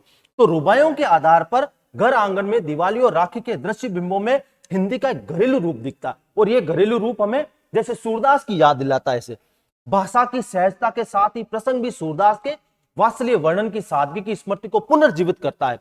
रूपवती मुखड़ा ये बिंब है कुछ ऐसे, रस की पुतली ये कुछ हिंदी उर्दू एवं लोक भाषा के विलक्षण प्रयोग है जिन्हें हिंदुस्तानी के रूप में पल्लवित करना चाहिए। रूपवती मुखड़े पे नरम दमक लाने के लिए छठे चमासे पर त्योहार पर ही सही कुछ नन्ही फरमाइश वो पूरी कर देती है, ये उनका वो बिंब था। अब राखी के अंदर आपको पता है रक्षाबंधन अगस्त के अंदर आता है और अगस्त का जो महीना होता है वो बारिश का होता है, अर्थात सावन का होता है। तो यहां पर बहन और भाई के रिश्ते को लेकर ये बात पे बड़ी अच्छा बिंब दिया है कि राखी में बिजली की तरह चमक रहे लच्छे रक्षाबंधन के कच्चे धागों के समान है। रक्षाबंधन सावन में आता है और सावन का जो संबंध जिनी घटा से है वही संबंध क्या है, बहन का भाई से है। जैसे बिजलियां आसमान के अंदर चमक रही होती है उसी तरह से बहन ने जो राखी अपने भाई की कलाइयों पर बांधी है वो भी उस बिजलियों के समान चमक रही है। अगला है निराला जी की बादल राग। बादल राग बहुत महत्वपूर्ण कविता है और क्योंकि निराला थोड़े से संस्कृत तत्सम शब्दों से युक्त और सामासिक पदावली का ज्यादा प्रयोग करते हैं। उनके अंदर जो ध्वनि राग होता है वो अलग होता है, इसलिए इस कविता को थोड़ा सा समय, क्योंकि ये बहुत बड़ी कविता है जो अनामिका के अंदर उनका जो काव्य संग्रह वहां पर संकलित है, जो 6 भागों के अंतर्गत है। अब यहां पूछा निराला की बादल राग कविता का उद्देश्य क्या है, तो पहले उद्देश्य को स्पष्ट करना है। तो यहां लिखा कि बादल किसका प्रतीक है, मतलब निराला जी को बादल बहुत आकर्षित करते हैं, बादल उनका प्रिय विषय रहा है। क्यों, बादल का व्यक्तित्व और किराला, बादल और निराला का जो व्यक्तित्व है उसमें काफी समानताएं हैं, साम्य है। कैसे कि निराला को जो है बादल क्यों आकर्षित करता है, कि निराला की बादल राग कविता लघु मानव के दुख से त्रस्त बादल का जो आह्वान कर रही है वो क्रांति के रूप में कर रही है। क्योंकि बादल के यहाँ प्रतिकार अर्थ है। प्रतिकार कौन है, जैसे मजदूर के संदर्भ में अगर बात करें तो क्रांति और बदलाव का होगा, अगर किसान के संदर्भ में बात करें तो नव सृजन का और उल्लास का प्रतीक होगा, ठीक है ना। तो वही बात है। और अगर कवि के संदर्भ में बात करें तो वो भी काव्य के अंदर कुछ नयापन लाने के लिए कर रहे थे, कुछ नया करेंगे, क्योंकि इनको मुक्त छंद का प्रेरणा माना जाता है। कि मुक्त छंद की जो शुरुआत की थी वो निराला ने की थी। तो लिखा कि ये किस रूप में उद्देश्य को रेखांकित कर रही है, कि आह्वान क्रांति के रूप में कर किसान मजदूर की आकांक्षाओं को नव निर्माण के राग के रूप में पुकारने के उद्देश्य को रेखांकित करती है।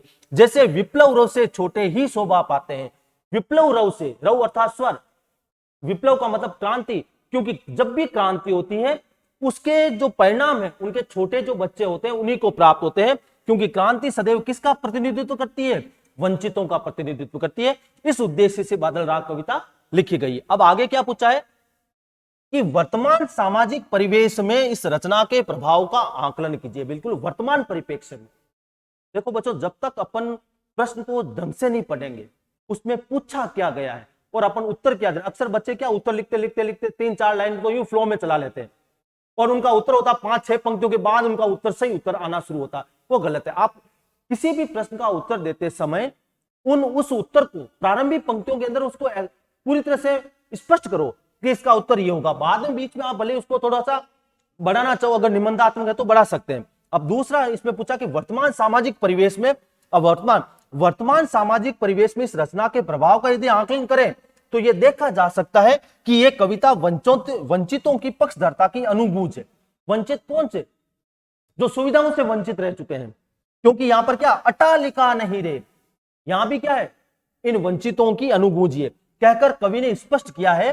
क्योंकि बादल के भीतर सृजन और ध्वंस दोनों ही है, नव निर्माण भी करता है और विनाश भी करता है।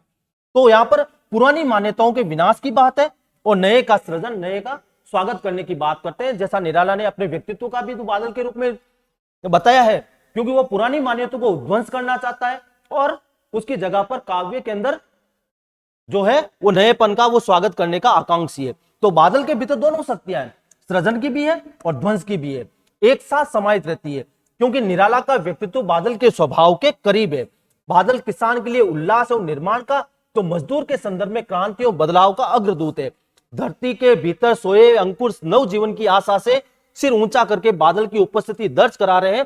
यह कविता वर्तमान लघु मानव की खुशहाली का राग बन गई है, जो उसके जीवन निर्माण के लिए राग का सूचक है। तो इस प्रकार से जो निराला की बादल राग कविता है वो सृजन और ध्वंस की दोनों की ताकत एक साथ, तो वर्तमान अगर सामाजिक परिवेश की बात करते तो वर्तमान की जो सामाजिक रूढ़ियां हैं उनको तो वो ध्वंस करना चाहती है और उसकी जगह जो नया है उस नएपन का वो स्वागत करती प्रतीत होती है। तो यहां पर दोनों प्रश्नों के उत्तर हुए। अगला है अपना, ये अपना शिरीष के फूल नामक हजारी प्रसाद द्विवेदी ने साहित्य, समाज और राजनीति में पुरानी और नई पीढ़ी के द्वंद्व को संकेतित निम्न प्रकार से किया है। तो यहां पर थोड़ा प्रश्न शायद कट गया है, कोई बात नहीं, वो अपने आरोप गद्य खंड से अब 2 प्रश्न होंगे। आरोप पद्य खंड था, पद्य खंड के अंतर्गत अपन ने 2 प्रश्न देख लिए। अब है गद्य खंड, ये भी आपको विकल्प में होंगे, एक अथवा में होंगे, उसका एक आग। अब यहां पर पद्य खंड के अंदर ये जो हजारी प्रसाद द्विवेदी है जो एक ललित निबंधाकार है, जो जिन्होंने बड़े सुंदर निबंध लिखे हैं। तो यहां पर शिरीष के नामक हजारी प्रसाद साहित्य, समाज, राजनीति में पुरानी और नई पीढ़ी के द्वंद्व को संकेत निम्न प्रकार से किया है। प्रश्न यही था अपना कि वो किस प्रकार से उन्होंने बताया है। कौन से द्वंद को? तो साहित्य में पुरानी और नई पीढ़ी का द्वंद। आपने शुरुआत में देखा होगा कि जहां वो बैठकर वो निबंध लिख रहे थे वहां खूब सारे वृक्ष थे, लेकिन फिर भी तो वो क्या है, शुरुआत में एकदम से मध्यकाल जाते जाते एकदम से वर्तमान तक आ जाते। तो साहित्य में जो पुरानी पीढ़ी और नई पीढ़ी के विचारधारा क्या थे, तो कालिदास का यहां पर उन्होंने जिक्र किया कि कालिदास जो थे उन्होंने अपने ग्रंथ में लिखा था कि जो ये शिरीष का पुष्प है वो भौरों के कोमल पदों का भार सहन कर सकता है, पक्षियों का नहीं। तो इसके बाद के जितने भी बाद में जो प्रवर्तिक कवि साहित्यकार आए उन्होंने माना कि ये जो इस शिरीष का पेड़ है या पुष्प है वो कोमल पदों का ही भार सहन कर सकता है। लेकिन यहां पर वो लिखा कि जब कालिदास ने शिरीष के पुष्प को बहुत कोमल मानकर कहा कि शिरीष पुष्प केवल भौरों के पदों का कोमल दबाव सहन कर सकता है, तब परवर्ती अर्थात उसके बाद के कवियों ने समझा कि उसका सब कुछ कोमल है। इन कवियों की ये भूल थी, क्योंकि इसके लेखक का मानना है इसके फल बड़े मजबूत होते हैं। वर्तमान का साहित्य वजन का ख्याल नहीं रखता है, शिरीष की मस्ती और फकड़पना कवि होने की आवश्यकता। तो साहित्य को लेकर यह बात कही गई है। अगला है समाज को लेकर पुरानी और नई पीढ़ी का। देखो बेटा, ऐसे जो प्रश्नों के उत्तर हैं आपको इस तरीके से आप दोगे, आप देख लेना कहीं भी जाकर इस तरीके से उत्तर नहीं दे रखे हैं, कहीं भी किसने भी नहीं दे रखे हैं कि किस तरीके। अब यहां पर साहित्य, समाज और राजनीति तीनों को लिखा है, तो हम साहित्य से संबंधित अलग उसकी व्याख्या करें, कम पंक्तियों में करो पर करो। अब समाज में क्या है कि लेखक का माना कि समाज में पुराने लोगों की अधिकार लिप्सा समय रहते सावधान नहीं हो पाती है। बुढ़ापा और मृत्यु अति परिचित और अति प्रमाणित सत्य है। तुलसीदास ने भी क्या कहा है, धरा को प्रमाण यही तुलसी जो फरासो जरा, अर्थात जिसने जन्म लिया वो मरा है। बुढ़ापा और मृत्यु तो ये अति प्रमाणित और अति परिचित है। समय के साथ बदलावों का स्वागत करो तो वर्तमान में टिका जा सकता। ये सामाजिक मान्यताओं के द्वंद को लेकर बात की, पुरानी पीढ़ी क्या थी और नई पीढ़ी का द्वंद क्या था। अब है राजनीति से बात अगर करें अपन, तो राजनीति में क्या है कि शिरीष को देखकर लेखक को राजनीति के उन नेताओं की बात याद आ जाती है जो किसी प्रकार जमाने का रुख नहीं पहचानते। नई विचारधारा के लोग जब तक उन्हें धक्का मारकर निकाल नहीं देते तब तक उन्हीं मान्यताओं एवं विचारों को पकड़े रहते हैं। जैसे वसंत के आगमन में पुराने फल पूरी तरह से खड़खड़ाते हैं, वर्तमान की राजनीति अति महत्वाकांक्षी की राजनीति होती जा रही है। व्यक्ति को समय का रुख देकर अपने व्यवहार में बदलाव करना चाहिए। तो ये जो राजनीति से संबंधित, साहित्य से संबंधित जो द्वंद था उसको यहां पर बताया है। अगला है अपना नमक। अब आते हैं आपके ये दो प्रश्न हैं जो निबंधात्मक है और ये अथवा का है, सॉरी ये भी अपने इस आरोह भाग का ही है। एक प्रश्न इसमें भी पता है गद्य खंड के अंतर्गत भी आपको दो प्रश्न पूछे जाएंगे। ये नमक कहानी भारत पाक विभाजन, बहुत अच्छी कहानी है रजिया सजाद जहीर की, जिसमें उन्होंने, और ये आज तक जो 30 है भारत और पाक की, जिसके बारे में खूब लेखकों ने खूब सारे उपन्यास लिखे, कहानियां लिखी, लेकिन वो 30 आज भी वैसी बरकरार रही है। चाहे का आधा गांव पडू में कमलेश्वर जो वर्तमान के अंदर उसका कितने, पाकिस्तान की अगर बात की जाए, चाहे अमृता प्रीतम की बात की जाए, ऐसे खूब कृष्ण चंद्र की बात की जाए, ऐसे खूब ऐसे लेखक हैं जो मतलब भारत पाक विभाजन के ऊपर विपुल मात्रा में साहित्य सृजन किया है। तो नमक कहानी भी उसी के अंतर्गत आती है। चाहे वो आप अगर मान लो कृष्णा सोपती का नाम सुना तो उसकी बात की जाए तो सारों ने कुछ लिखा है।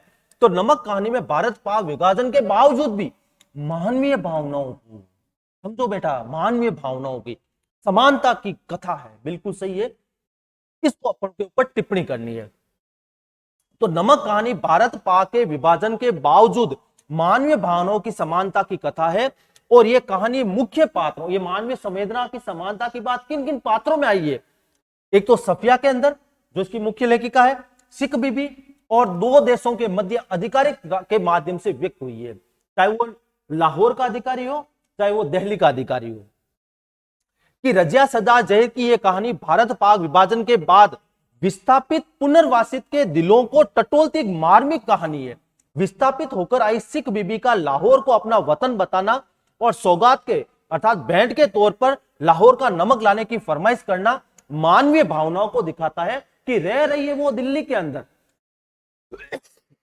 और अपना वतन आज तक भी वो लाहौर को ही बताती है और लाहौरी नमक लाने की वो फरमाइश करती है।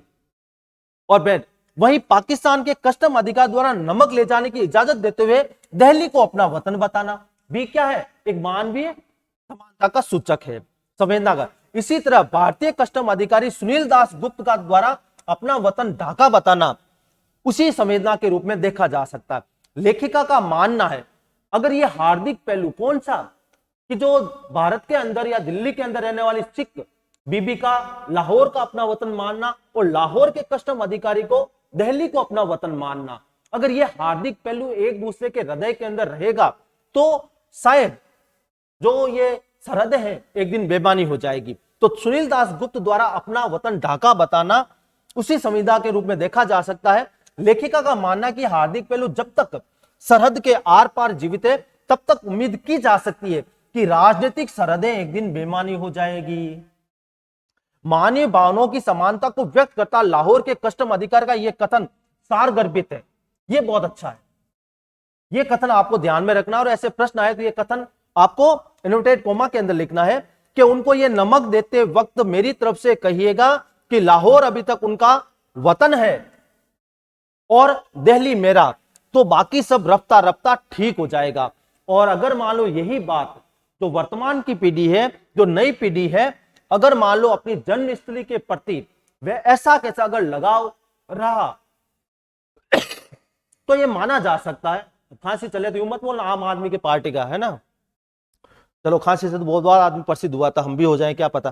तो नई पीढ़ी के दिलों में अपनी जन्मस्थली के प्रति लगाव से ये कहा जा सकता है कि भाई अगर ये है अपने जन्मस्थली के प्रति लगाव तो ये उम्मीद की जा सकती है कि सब रफ्ता रफ्ता अर्थात धीरे धीरे ठीक हो जाएगा। तो ये था अपना आहारो बाग पद्य खंड, सॉरी गद्य खंड के अंतर्गत जो दो ऑप्शन में अपन को पूछे गए थे विकल्प के द्वारा उन प्रश्नों के उत्तर। अब है अपने ये है आपको कवि परिचय और लेखक परिचय, ये अथवा में पूछे जाएंगे, लेकिन ऐसा भी है कोई छोटा मोटा प्रश्न पूछे तो लेखक परिचय को भी एक चीज को तो आपको बिल्कुल अच्छी तरह से याद कर लेना है, एक कवि का या लेखक का, जो भी आपको अच्छा लगे उसके रूप में इस प्रश्न का उत्तर आराम से लिख सकते हैं अपन। तो मैंने कवि परिचय और लेखक परिचय के उत्तर इसे यहां पर नहीं बताए हैं। ये देखो लेखक। अब है अपना वितांश, जो 6 नंबर का प्रश्न है। ये इस प्रश्न का उत्तर देते समय विशेष तौर से आपको ध्यान रखना है कि कहानी का सारांश जो है आपके दिमाग के अंदर रहना चाहिए। अब यहां लिखा कि यशोधर बाबू की पत्नी उनकी अपेक्षा अधिक प्रगतिशील है, उदाहरण सहित, यहां पर लिखा है उदाहरण सहित भी बताना, तो कुछ ऐसे कथन भी इसके अंदर आपको रखने पड़ेंगे। तो यहां लिखा कि यशोधर बाबू की पत्नी उनकी अपेक्षा अधिक प्रगतिशील है, बिल्कुल है, यह बिल्कुल सत्य कथन है। वैसे उनकी पत्नी मूलतः आधुनिक सोच की नहीं है, क्योंकि वो ग्रामीण परिवेश में पली बढ़ी है और वहीं रही है, लेकिन अब वो प्रगतिशील हो गई है। हालांकि यशोधर बाबू काफी समय से शहर के अंदर रह रहे हैं, लेकिन फिर भी वो पुरानी मान्यताओं को, जैसे एक प्रश्न अपन को बीच में पूछा था कि वो किशनदास की कौन कौन सी परंपराओं को पालन करते हैं, रामलीला के लिए कमरा दे देना, ठीक है, जनियों पुण्य के दिन कुमाऊनियों को अपने घर आमंत्रित करना, होली गंवाना वगैरह, ये सारा अपन ने देखा ही था। तो वो उसकी स्त्री जो है आधुनिक सोच की नहीं है, लेकिन बच्चों की तरफदारी करने, क्यों वो बच्चों की तरफदारी ज्यादा है। अब बच्चों की तरफदारी करने के पीछे भी खूब सारे कारण जो अपन ने पढ़े हैं कहानी के अंदर, मजबूरी ने उन्हें मोड़ बना दिया। उनका कहना है कि यशोधर का स्वयं का देखा हुआ कुछ नहीं है, मां के मरने के बाद विधवा बुआ के पास रहना, ये कुछ कारण है जो यशोधर बाबू अपनी पत्नी से कम प्रगतिशील है। उसके बाद दिल्ली में कुंवारे कृष्णनंद के पास रहना, आदि ऐसी बातें जो यशोधर को पुरानी विचारधाराओं में जकड़े हुए थी, किशनदास की विचारों को यशोधर ने ओढ़ लिया था, ये सब बातें उनकी पत्नी को बिल्कुल नापसंद थी, जिनके कारण उनका झुकाव बच्चों की तरफ हो गया। बच्चों की तरफ होने का कारण क्या था, वो बच्चों की तरफदारी करती हुई अधिक प्रगतिशील होने लगी, जैसे होठों पर लाली लगाना, बालों में खिजाब लगाना, ऊंची एड़ी के सैंडल वगैरह पहनना, ऐसा ही कुछ कर अपने ग्रामीण परिवेश को भूलकर शहरी जीवन की ओर निरंतर अग्रसर होने लगी थी। इस प्रकार कहा जा सकता है कि यशोधर बाबू की अपेक्षा उनकी पत्नी क्या है, ज्यादा प्रगतिशील है। नेक्स्ट है अपना लेखक आनंद यादव संघर्ष करके जीवन को ऊंचा बनाता है। बहुत अच्छा प्रश्न, आप इससे कहां तक सहमत? बिल्कुल सही है, प्रमाण सहित सिद्ध कीजिए। तो यहां पर क्योंकि जूझ का मतलब भी क्या होता है, संघर्ष, जूझना, तो जूझ का मतलब भी संघर्ष हुआ। तो लेखक आनंद यादव संघर्ष करके अपने जीवन को ऊंचा बनाता है, इस कथन से हम सहमत है। यह अंश लेखक के बहुचर्चित आत्मकथात्मक उपन्यास का है। ये एक ऐसे किशोर के देखे और भोगे हुए गंवई जीवन के खुरदरे यथार्थ और उनके परिवेश की विश्वसनीय जीवन गाता है। इस अंश में आपको यूं लगता होगा कि थोड़े भारी शब्द ले रखे हैं, भारी नहीं, बिल्कुल आसान शब्द ले रखे अपन ने। इस अंश में हर स्थिति में पढ़ने की लालसा लिए धीरे धीरे कि वो पढ़ने की लालसा किस प्रकार खेतों में काम करता करता पढ़ने की ओर लालायित होता है, उसके लिए वो क्या करता है, तो वो स्थिति में पढ़ने की लालसा धीरे धीरे कैसे वो साहित्य, संगीत और अन्य विषयों की ओर बढ़ते किशोर की आकुल आहट, आकुल है आहट, यहां पर आकुल आहट सुनी जा सकती है। लेखक के पिता ने उसे पाठशाला जाने से रोक दिया, वो नहीं जाना चाहता ताकि वो आराम से घूम फिर सके, रकमाबाई के यहाँ पर जा सके। दत्ताजी राव को बोलते ना कि वो तो बरहला बेल की तरह इधर तो सांड की तरह घूमता फिरता रहे, इसलिए मुझे तो खेतों में जोत दिया है। तो यहां पर है कि लेखक के पिता ने उसे पाठशाला से रोक दिया तथा खेती के काम में लगा दिया। उसका मन पाठशाला जाने के लिए तड़पता था, क्योंकि उसे विश्वास था कि खेती से कुछ नहीं मिलना था। पिताजी को पढ़ाने के बारे में वह कुछ नहीं कह पाता, क्योंकि पिता से वो डरता था। इसलिए ये अपनी पीड़ा किसको बताई, अपनी मां को बताता है। तब लिखा है कि अपनी पीड़ा को मां से कहता है और दत्ताजी राव के सहयोग से पाठशाला पुनः प्रारंभ करता है। सुबह से शाम तक स्कूल व खेतों में काम करके यथार्थ से जूझता रहा।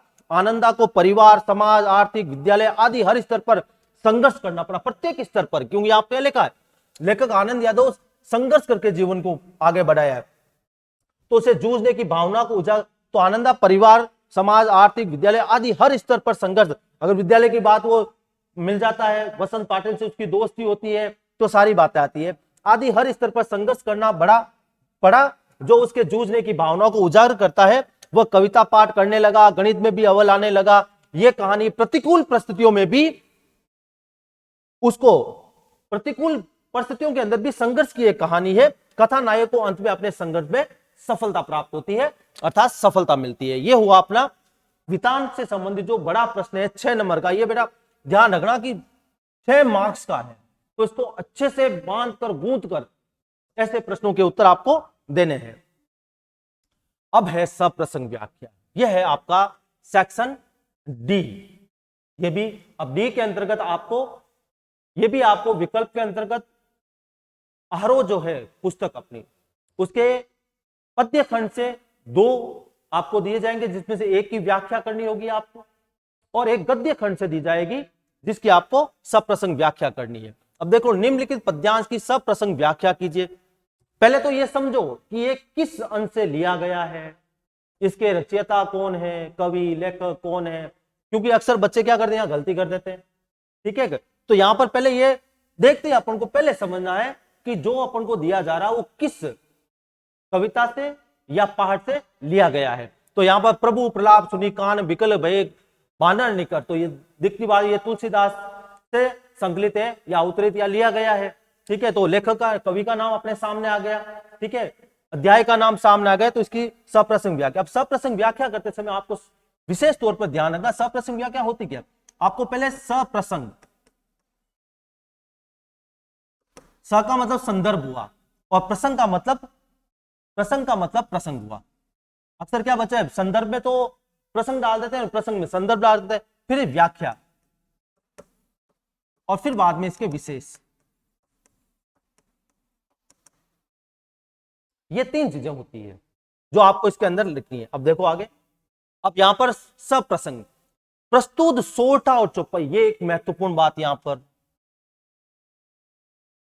अगर यहां पर हम पंक्तियां लिख दें तो भी कोई आपत्ति नहीं है, पंक्तियां लिखने पर भी गलती नहीं है। लेकिन अगर अपन को पता है कि भाई ये सोरठा और चौपाई है, तो एक प्रभावशाली उत्तर होता है।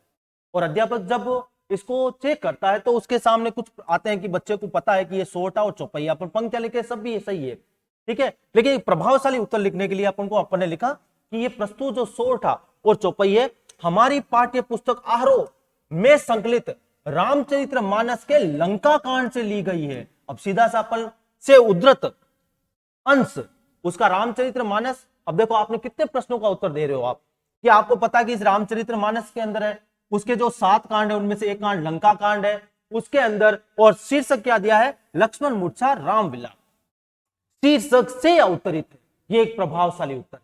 सीधा सीधा भी लिख सकते हैं कि प्रस्तुत पंक्तियां हमारी पाठ्य पुस्तक लक्ष्मण मूर्छा राम विलाप शीर्षक से अवतरित है, ली गई है, ये भी सही है। लेकिन एक प्रभावशाली चीज को बनाने के लिए अपन को कुछ लिखना होता है, तो हमने इसमें सोठा लिखा, चौपाई लिखी, फिर बाद में हमने रामचरितमानस लिखा। रामचरितमानस के अंतर्गत किस कांड से ले और किस शीर्षक से कितने प्रश्नों के उत्तर अपन ने एक साथ दिए हैं। अब इसके रचयिता भक्ति काल के सगुण काव्य धारा के राम भक्त कवि तुलसीदास जी। अब ये भी एक अतिरिक्त हमने लगा दिए विशेषण इसके आगे। अगर आप सीधा लिखते कि इसके रचयिता या इसके कवि तुलसीदास है, वो भी सही है, लेकिन किसी चीज को प्रभावशाली बनाने के लिए तब देखो जब वो चेक करेगा तो उस जो अध्यापक हैं उनके सामने आएगा कि बच्चे को यह पता कि वो भक्ति काल के हुए थे। भक्ति काल के अंदर तो दो काव्य धाराएं चल रही थी, सगुण और निर्गुण, जिनमें ये सगुण काव्य धारा के हैं, और सगुण काव्य धारा के अंदर दो शाखाएं थी, राम भक्त शाखा और कृष्ण भक्त शाखा। उनके अंतर्गत ये राम भक्त कवि थे। तो आपने एक साथ कितनी बातों को एक्सप्लेन कर दिया ये एक पंक्ति लिखकर। क्या आपको ये पता कि तुलसीदास जी भक्ति काल के हैं, आपको ये पता है कि वो सगुण काव्य धारा के हैं, आपको ये पता है कि वो राम भक्त शाखा के कवि हैं। इसलिए किसी चीज को प्रभावशाली बनाने के लिए ये सारी अपन लिख सकते हैं। बाकी तो आपने जैसा कि इसके रचयिता तुलसीदास है, इतना भी सही हो सकता है, लेकिन इतना प्रभावशाली नहीं होगा जितना ये होगा। अब आ गए, ये संदर्भ हो गया, इसके बाद में ये प्रसंग आया। प्रस्तुत अंश में भाई के शोक में विगलित राम का विलाप धीरे धीरे प्रलाप में बदल जाता है, जिसमें लक्ष्मण के प्रति राम के अंतर में छिपे प्रेम के कई कोण, भाई नहीं है सॉरी, यहां पर कई है, कई कोण अनावृत हो जाते हैं। इस घने शोक के परिवेश में हनुमान का संजीवनी लेकर आना करुणा रस में वीर रस को उदय होना दिखाता। ये एक महत्वपूर्ण पंक्ति है, क्योंकि हमारे यहां पर जैसे चार्ली चैपलिन में भी अपन ने पढ़ा, ठीक है ना, करुणा के अंदर हास्य या हास्य के अंदर एकदम से करुणा। यहां पर ऐसा नहीं, अपने यहां पर रस की बात करें, करुणा के अंदर वीर रस कैसे हो सकता है। लेकिन एक अद्भुत प्रयोग है तुलसीदास जी का यहां पर। और तुलसीदास की एक और विशेषता कि जहां उन्हें लगा कि पाठक का मन यहां बहुत रमेगा, ऐसे प्रसंगों को उन्होंने खूब विस्तार दिया, खूब विस्तार दिया। और जहां उन्हें लगा कि नहीं यहां पाठक इतने नहीं रमेंगे, उनको बड़े ही कम लाइनों के अंदर या कम पंक्तियों के अंदर समेट दिया। जैसे मान लो राम का जो विलाप है अपने भाई के प्रति, वो लिखा है ना, वहां राम लक्ष्मण ही नियारी, बोले मनुज अनुसारी, अर्ध राति गए कपिने आयु, राम उठाए अनुज उल्लाहू, सारी इतना विस्तार दिया उनको।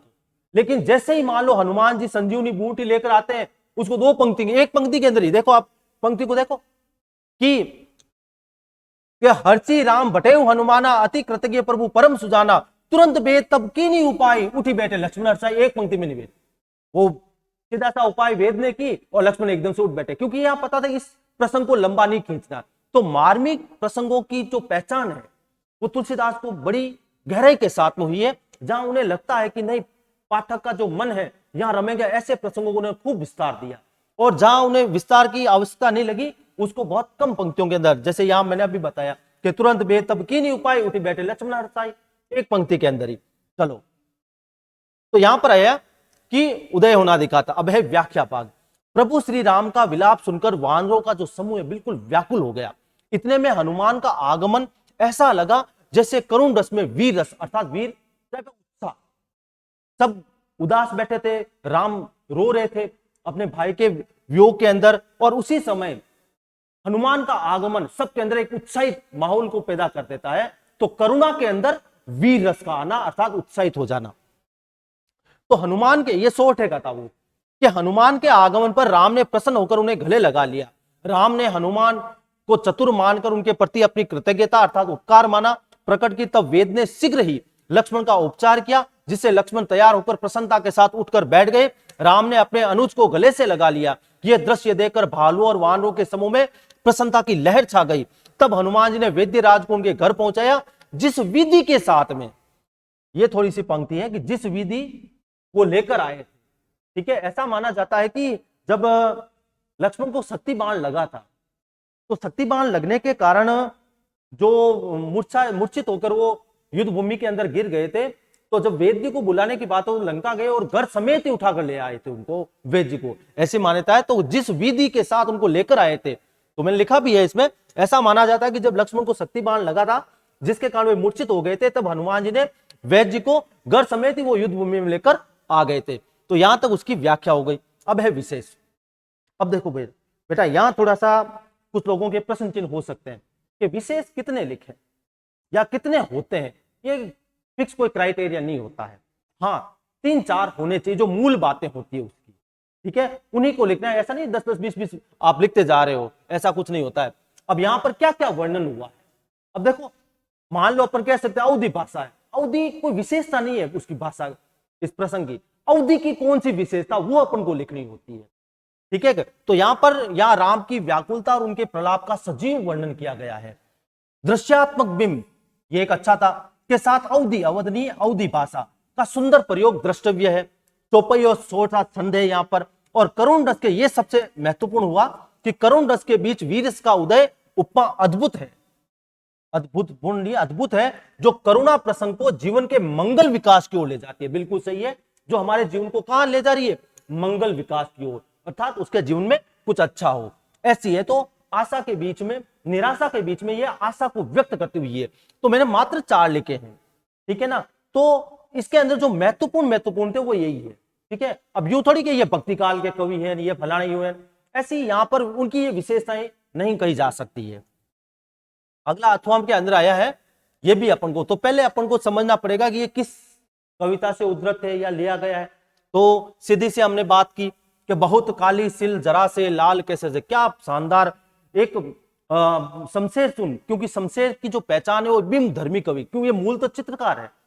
और जब कोई व्यक्ति चित्रकार कोई कविता लिखता है तो शब्दों के माध्यम से चित्र को उकेरित कर देता है। तो ये एक बड़ा सुंदर बिंब है कि लिखा ना कि वो प्रात नभ था बहुत नीला शंख जैसे, भोर का नभ राख से लीपा हुआ चौका, अभी गीला पड़ा है। प्रात नभ था बहुत नीला शंख जैसे, बहुत काली सिल जरा से लाल कैसर से, कि जैसे धुल गई हो, कि जैसे धुल गई हो। प्रात नभ था बहुत नीला शंख जैसे, स्लेट पर या लाल खड़िया चाक पर, स्लेट पर या लाल खड़िया चाक पर, कि जैसे मल दी हो किसी ने, कि जैसे मल दी हो किसी ने। प्रात नभ था बहुत नीला शंख जैसे, नील जल में या किसी की गौर झिलमिल देह, नील जल में या किसी की गौर झिलमिल देह, कि जैसे हिल रही हो, कि जैसे हिल रही हो। प्रात नभ था बहुत नीला शंख जैसे, और जादू टूटता है, और जादू टूटता है, इस उषा का अब सूर्य उदय हो रहा है, सूर्य उदय हो रहा है। प्रात नभ था बहुत नीला शंख जैसे। क्यों बच्चों मजा आया? ये इसके अंदर एक लय होता है, यहां कोई तुक नहीं मिल रहे हैं, लेकिन ये कविता के अंदर एक लय है कि उस लय को किस प्रकार से हम पकड़ते हैं। तो इस लय को हमने पकड़ा, तो इसके अंदर भाषा का लय का एक मणिकांचन संयोग है जो अपन शमशेर की कविताओं में देखते हैं। जो शमशेर एक बिंब धर्मी कवि है, क्योंकि ये वैचारिक स्तर पर तो प्रगतिशील विचारधारा का समर्थन करते हैं, और शिल्प के स्तर पर प्रयोगवाद का, क्योंकि प्रयोगवाद कविता के अंदर नए नए प्रयोगों का, नए नए उपमानों का, नए नए प्रतीकों का, नए नए विषयों का चयन किया गया था। तो यहां पर आप देखो नए नए प्रयोग के प्रात नभ था बहुत नीला शंख जैसे। अब यहां पर प्रातःकालीन नभ को एक नीला शंख बताकर एक नवीन प्रयोग किया है। तो बहुत सुंदर कविता, एक नई कविता की या प्रयोगवादी कविता की हम विशेषता के तौर पर अपन इस कविता को देख सकते हैं। तो अब देखो इसमें सब प्रसंग वही अथवा के अंदर है कि प्रस्तुत काव्यांश हमारी पाठ्य पुस्तक, यहां काव्यांश क्योंकि काव्य का एक अंश है, आहारों में संकलित उषा कविता से अवृत है। और इसके रचयिता, अब मैंने अभी आपको बताया, आप सीधा सीधा लिख सकते हो शमशेर बहादुर सिंह है, तो सही है उत्तर तो। लेकिन इसी प्रश्न को, उत्तर को हम प्रभावशाली तरीके से कैसे व्यक्त करें, तो कुछ अतिरिक्त लिखना पड़ेगा ना इसमें। तो यहां पर हमने लिखा बिंब धर्मी कवि के रूप में विख्यात प्रयोग धर्मी कवि शमशेर बहादुर सिंह है। अब चेक करने वाला सीधा क्लिक होगा उसके अंदर कि बच्चे को यह पता है कि शमशेर की जो प्रसिद्धि है वो बिंब धर्मी कवि के रूप में है, उसको यह भी पता है कि वो एक प्रयोगवादी कवि है। तो कितना एक प्रभावशाली उत्तर उसके पास में गया। तो आप लिखने में तो कोई दिक्कत नहीं है कि इसके रचयिता शमशेर बहादुर सिंह है, लेकिन अपने उत्तर को प्रभावशाली बनाने के लिए अपन को यह चीज करनी पड़ेगी। अब इसके प्रसंग में क्या है, प्रस्तुत काव्यांश में कवि ने भोर की सुंदरता का वर्णन करते हुए जीवंत परिवेश, क्योंकि जो उषा कविता है वो उषा कविता ग्रामीण परिवेश के साथ में जुड़ती है। क्योंकि अपना अक्सर देखा होगा कि जब सुबह सुबह का जो सूर्योदय से पहले का जो समय होता है उसमें घर का आंगन के अंदर एक हलचल होती है। जैसे कोई गृहिणी आंगन लीप रही होती है, कुछ जो गृहिणी होती है अपने घर के अंदर वो मसाला आदि पीसती है, और मसाले का पत्थर आपने अक्सर देखा होगा कि जहां पर आग के मिर्ची, आग की धनिया वगैरह ये पीसी जाती थी, और आसपास का जो पत्थर होता है वो काला काला होता है। तो जहां से मिर्चें आदि पीसी जाती है वहां पर हल्दी वगैरह सारी जो पीसी जाती है, वहां का जो दृश्य वो लाल पीला लालिमा से युक्त होता है, और जो आसपास का जो पत्थर होता है वो काला काला होता है। अब जहां से सूर्य उदय हो रहा है वहां तो आपको वो लालिमा नजर आएगी, जैसे उस सिल्ला के ऊपर जो पत्थर के ऊपर जो मसाला आदि पीसा जा रहा है वहां आपको वैसा दृश्य दिखेगा, और आसपास का बादल कैसा आपको काला नजर आएगा। तो ये ग्रामीण परिवेश है। और आंगन भी जो है वो भी किस समय लिपा जाता है, सूर्योदय से पहले, क्योंकि अगर सूर्योदय के बाद लिपा जाएगा तो आंगन क्या हो जाएगा, सूख जाएगा जल्दी, और सूखने के कारण उसकी पपड़ी बन जाएगी और जल्दी से टूट जाएगा वो। तो ये जीवंत परिवेश का सजीव वर्णन है, क्योंकि वो हलचल से जोड़ता है। वो शमशेर बहादुर सिंह इस प्रकृति को देखो वो मूक दृष्टा नहीं है, वो उसको जीवंत परिवेश के साथ जोड़ने का एक प्रयास करता है। तो बहुत अच्छे। तो यहां पर ये जो भोर की सुंदरता है या उषा की जो सुंदरता उसको बताया है। शमशेर ऐसे बिंब धर्मी कवि है जिन्होंने प्रकृति की गति को शब्दों में बांधने का अद्भुत प्रयास किया है। वे भोर की गति को धरती के जीवन भरे हलचल से जोड़ते जो गांव की सुबह से जुड़ता है। ये ध्यान रखना बेटा, गांव की सुबह से जुड़ता है, क्योंकि आपको गांव के अंदर लिपा हुआ चौका मिलेगा, मसाला आदि पीसने के पत्थर मिलेंगे, ठीक है ना। शहरों की तरह सीमेंटेड नहीं मिलेंगे आपको। तो वहां सिल है, राख से लिपा चौका है, और स्लेट की कालीमा पर चाक से रंग मलते अदृश्य बच्चों के हाथ, क्योंकि यहां पर लिखा ना मल दी हो किसी ने, मलना किसे, ऐसे ही ये चीज मली, ऐसा लगा बादल जैसे नजर आए अपन को।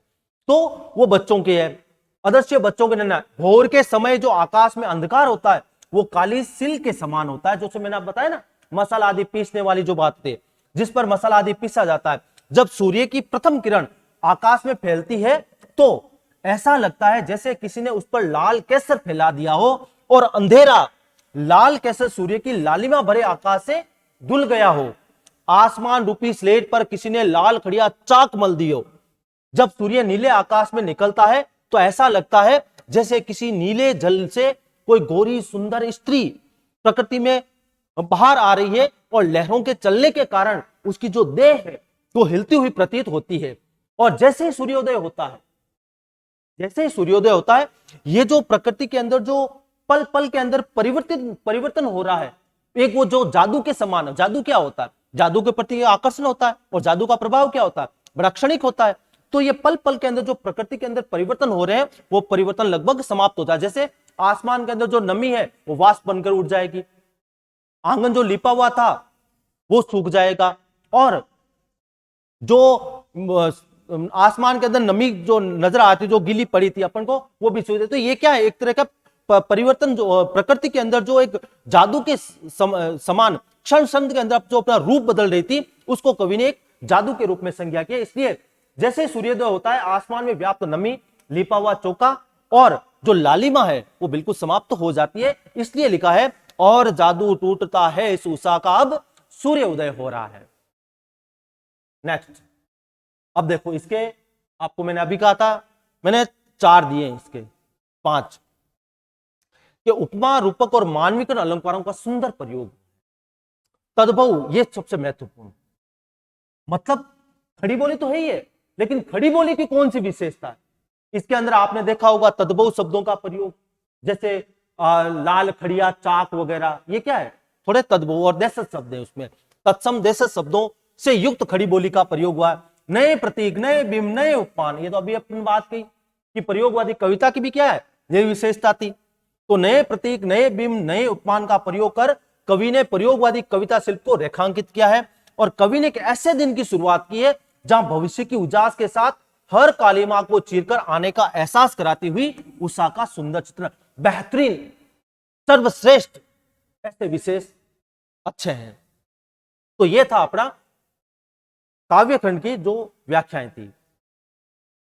अब है गद्य खंड की। बच्चों, मैंने गद्य खंड की सप्रश्न व्याख्याएं नहीं की है। उसके पीछे कारण भी यही है कि गद्य खंड की अपन को जो व्याख्याएं होती है उसको पढ़कर आपको जितना याद रहता है और जैसी अपनी भाषा के अंदर आप उसको लिखना चाहो वैसे अपन लिख सकते हैं। तो गद्य खंड के लिए मैं जो एक दो बातें बता दूं आपको। पहले तो सर्वप्रथम अपन को पता करना है कि वो किससे लिया गया है, ठीक है ना। जैसे अपन ने पद्यांश के अंदर जो सप्रसंग देखा था वो इसी के अंदर काम आएगा। जैसे पहले अपन को पता करना है कि है क्या इसमें से। तो मेरे पास वहां जाकर रहने के लिए रुपया नहीं है। ये मैंने भक्तिन नाम आते पता चल गया महादेवी वर्मा के संस्मरण जो है भक्तिन से लिया गया है। तो इसको अपन को अपने शब्दों के अंदर उसको एज इट इज नहीं लिखना। कुछ बच्चों की आदत होती है जैसा ये लिखा हुआ वापस वैसा वैसा उतार देते, नहीं, उसको समझकर अपनी भाषा के अंदर उसको एक्सप्लेन करते हुए चलना है। तो ये मेरे पास वहां जाकर रहने के लिए रुपया नहीं है क्योंकि वो युद्ध वगैरह हो रहे थे। तो भक्ति ने कहा महादेवी वर्मा से, वो आग्रह करती है कि तुम आप मेरे घर पे चल लो, मैं आपके लिए सब व्यवस्था कर दूंगी, सारी बातें। तो अब महादेवी वर्मा के किस तरह से छुटकारा मिले, तब वो उस भक्तिन को क्या बोलती है, मेरे पास वहां रुपया नहीं है रहने के लिए। लेकिन उसके परिणाम में तो महादेवी वर्मा को विस्मित कर दिया जब भक्ति ने बड़ा परम रहस्य उद्घाटित। कौन सा? कि होले से बताया कि मेरे पास 5 बीसी, पुराने लोग 5 बीसी, 20 रुपए के 5 नोट, ये भी ध्यान रखना, 5 बीसी और 5 रुपया। छोटे प्रश्न पूछ सकते हैं, भक्ति ने अपने पास कितने पैसे बताए थे, कितने? 5 बीसी का मतलब 100 रुपए हो गए और 5 रुपया मतलब 105 रुपए उसके पास घड़ा रखा है। फिर रही कोई अमृति खाकर तो आई नहीं, बहुत लंबी चलेगी वो तो, ठीक है। जब सब ठीक हो जाएगा तब यही लो रहे भक्तिन की कंजूसी के प्राण पूंजीभूत होकर पर्वताकार बन चुके। मतलब भक्तिन जो थी वो कंजूसी में बहुत प्रसिद्ध थी, इतनी कंजूसी, 1 रुपया खर्च नहीं करती थी। लेकिन आज उसकी ये उदारता रूपी जो डायनामाइट था, जिसके कारण वो इतनी उदार प्रवृत्ति की नजर आई, महादेवी वर्मा को भी बड़ा आश्चर्य हुआ। तो उसने लिखा ना, परंतु इस उदारता के डायनामाइट ने क्षण भर ने उन्हें उड़ा दिया। किने? उस जो उसके कंजूसी के जो रूप था, जो पर्वताकार बन चुका था, उसको बना दिया।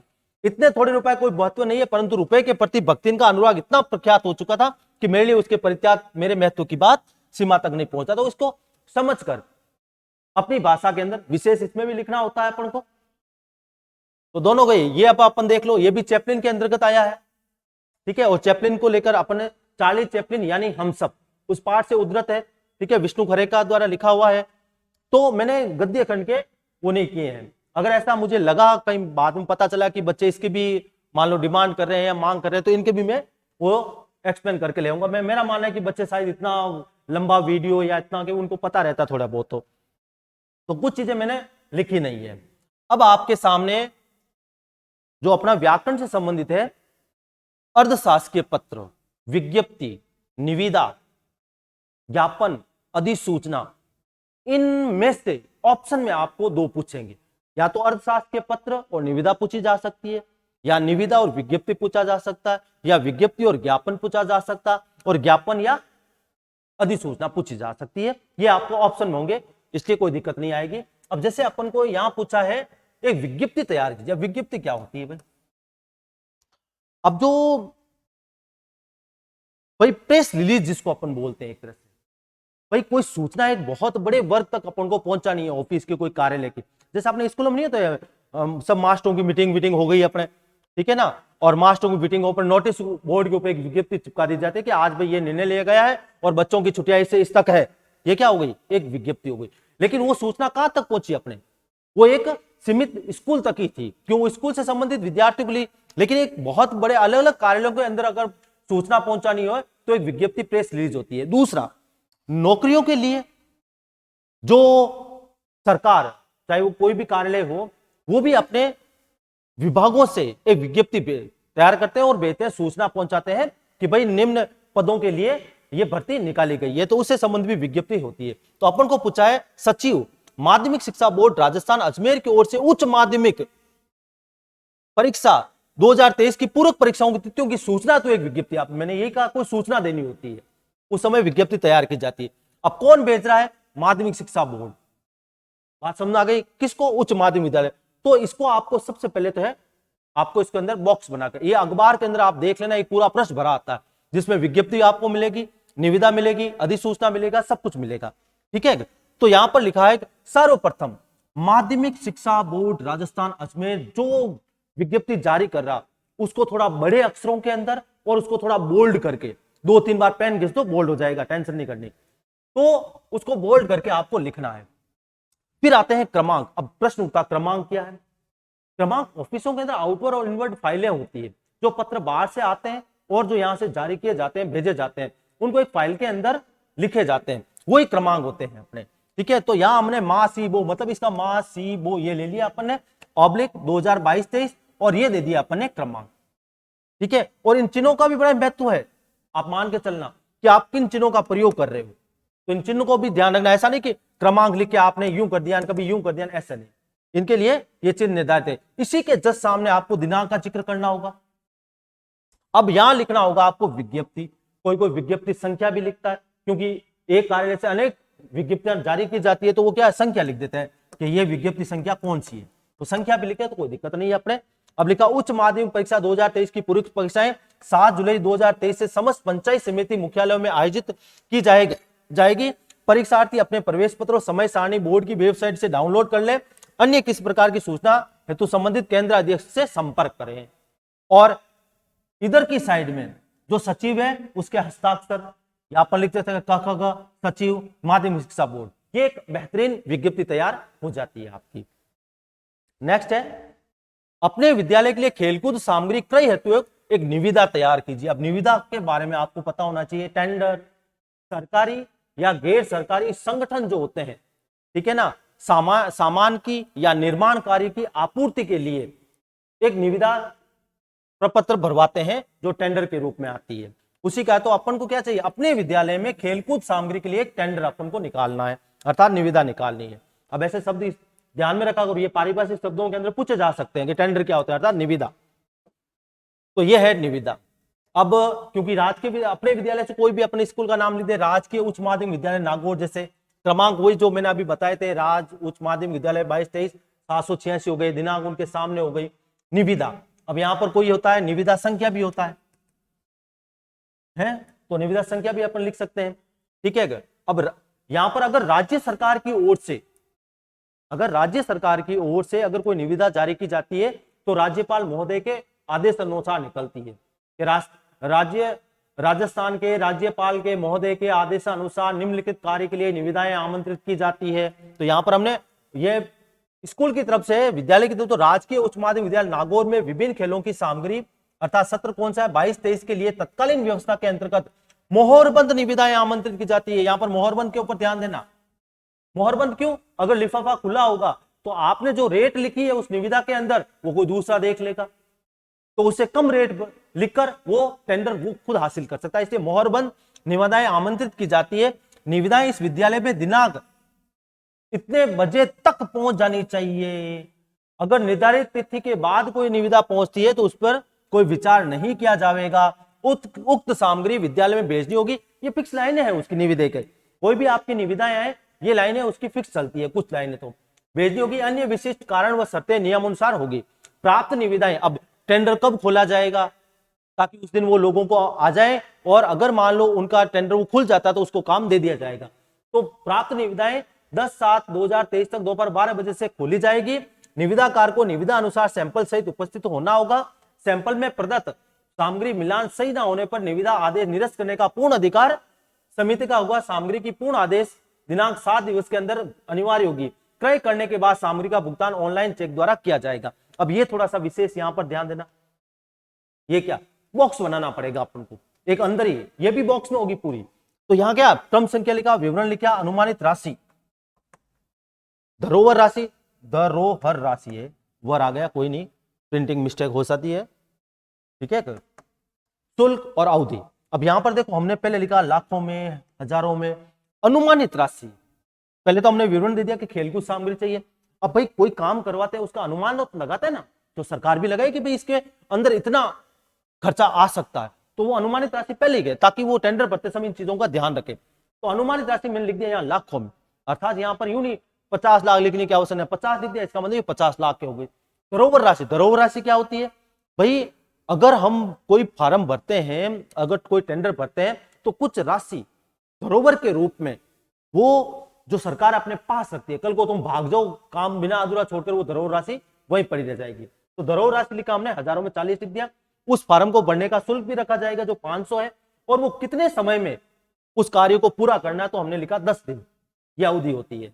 और बाद में क्या नोट लिख दिया कि आपूर्ति के लिए सामग्री का पूरा विवरण निविदा प्रपत्र के साथ उपलब्ध होगा। जो आपको निविदा प्रपत्र दिया जाएगा उसमें सारा उपलब्ध होगा।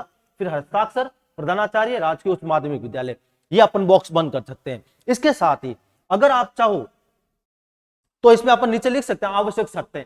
अब आवश्यक शर्तों में 2-3 फिक्स है, किसी में लिखो कि निर्धारित तिथि के बाद प्राप्त निविदाओं के ऊपर विचार नहीं किया जाएगा, ठीक है ना, खुली हुई निविदाओं के ऊपर विचार नहीं किया जाएगा। तो 1-2 शर्तें अपन लिख सकते हैं, हालांकि हमने बीच में लिख डाली थी शर्तें वगैरह, तो ये हो गया। तो ये आपकी एक प्रकार की क्या हो गई, निविदा। और अंतिम प्रश्न है आपका, निम्नलिखित विषयों में से किसी एक पर विषय पर सारगर्भित निबंध भी मैंने नहीं बताया, ठीक है ना। निबंध हम तैयार जो भी होता है, निबंध है क्या, निबंध एक ऐसा खुला मंच है जहां आप बिना डरे बेबाक तरीके से अपने विचार व्यक्त कर सकते। याद करो अपने 15 मिनट लास्ट के, एक प्रश्न के उत्तर देने में तो आप 1000 बार सोचा होगा आपने।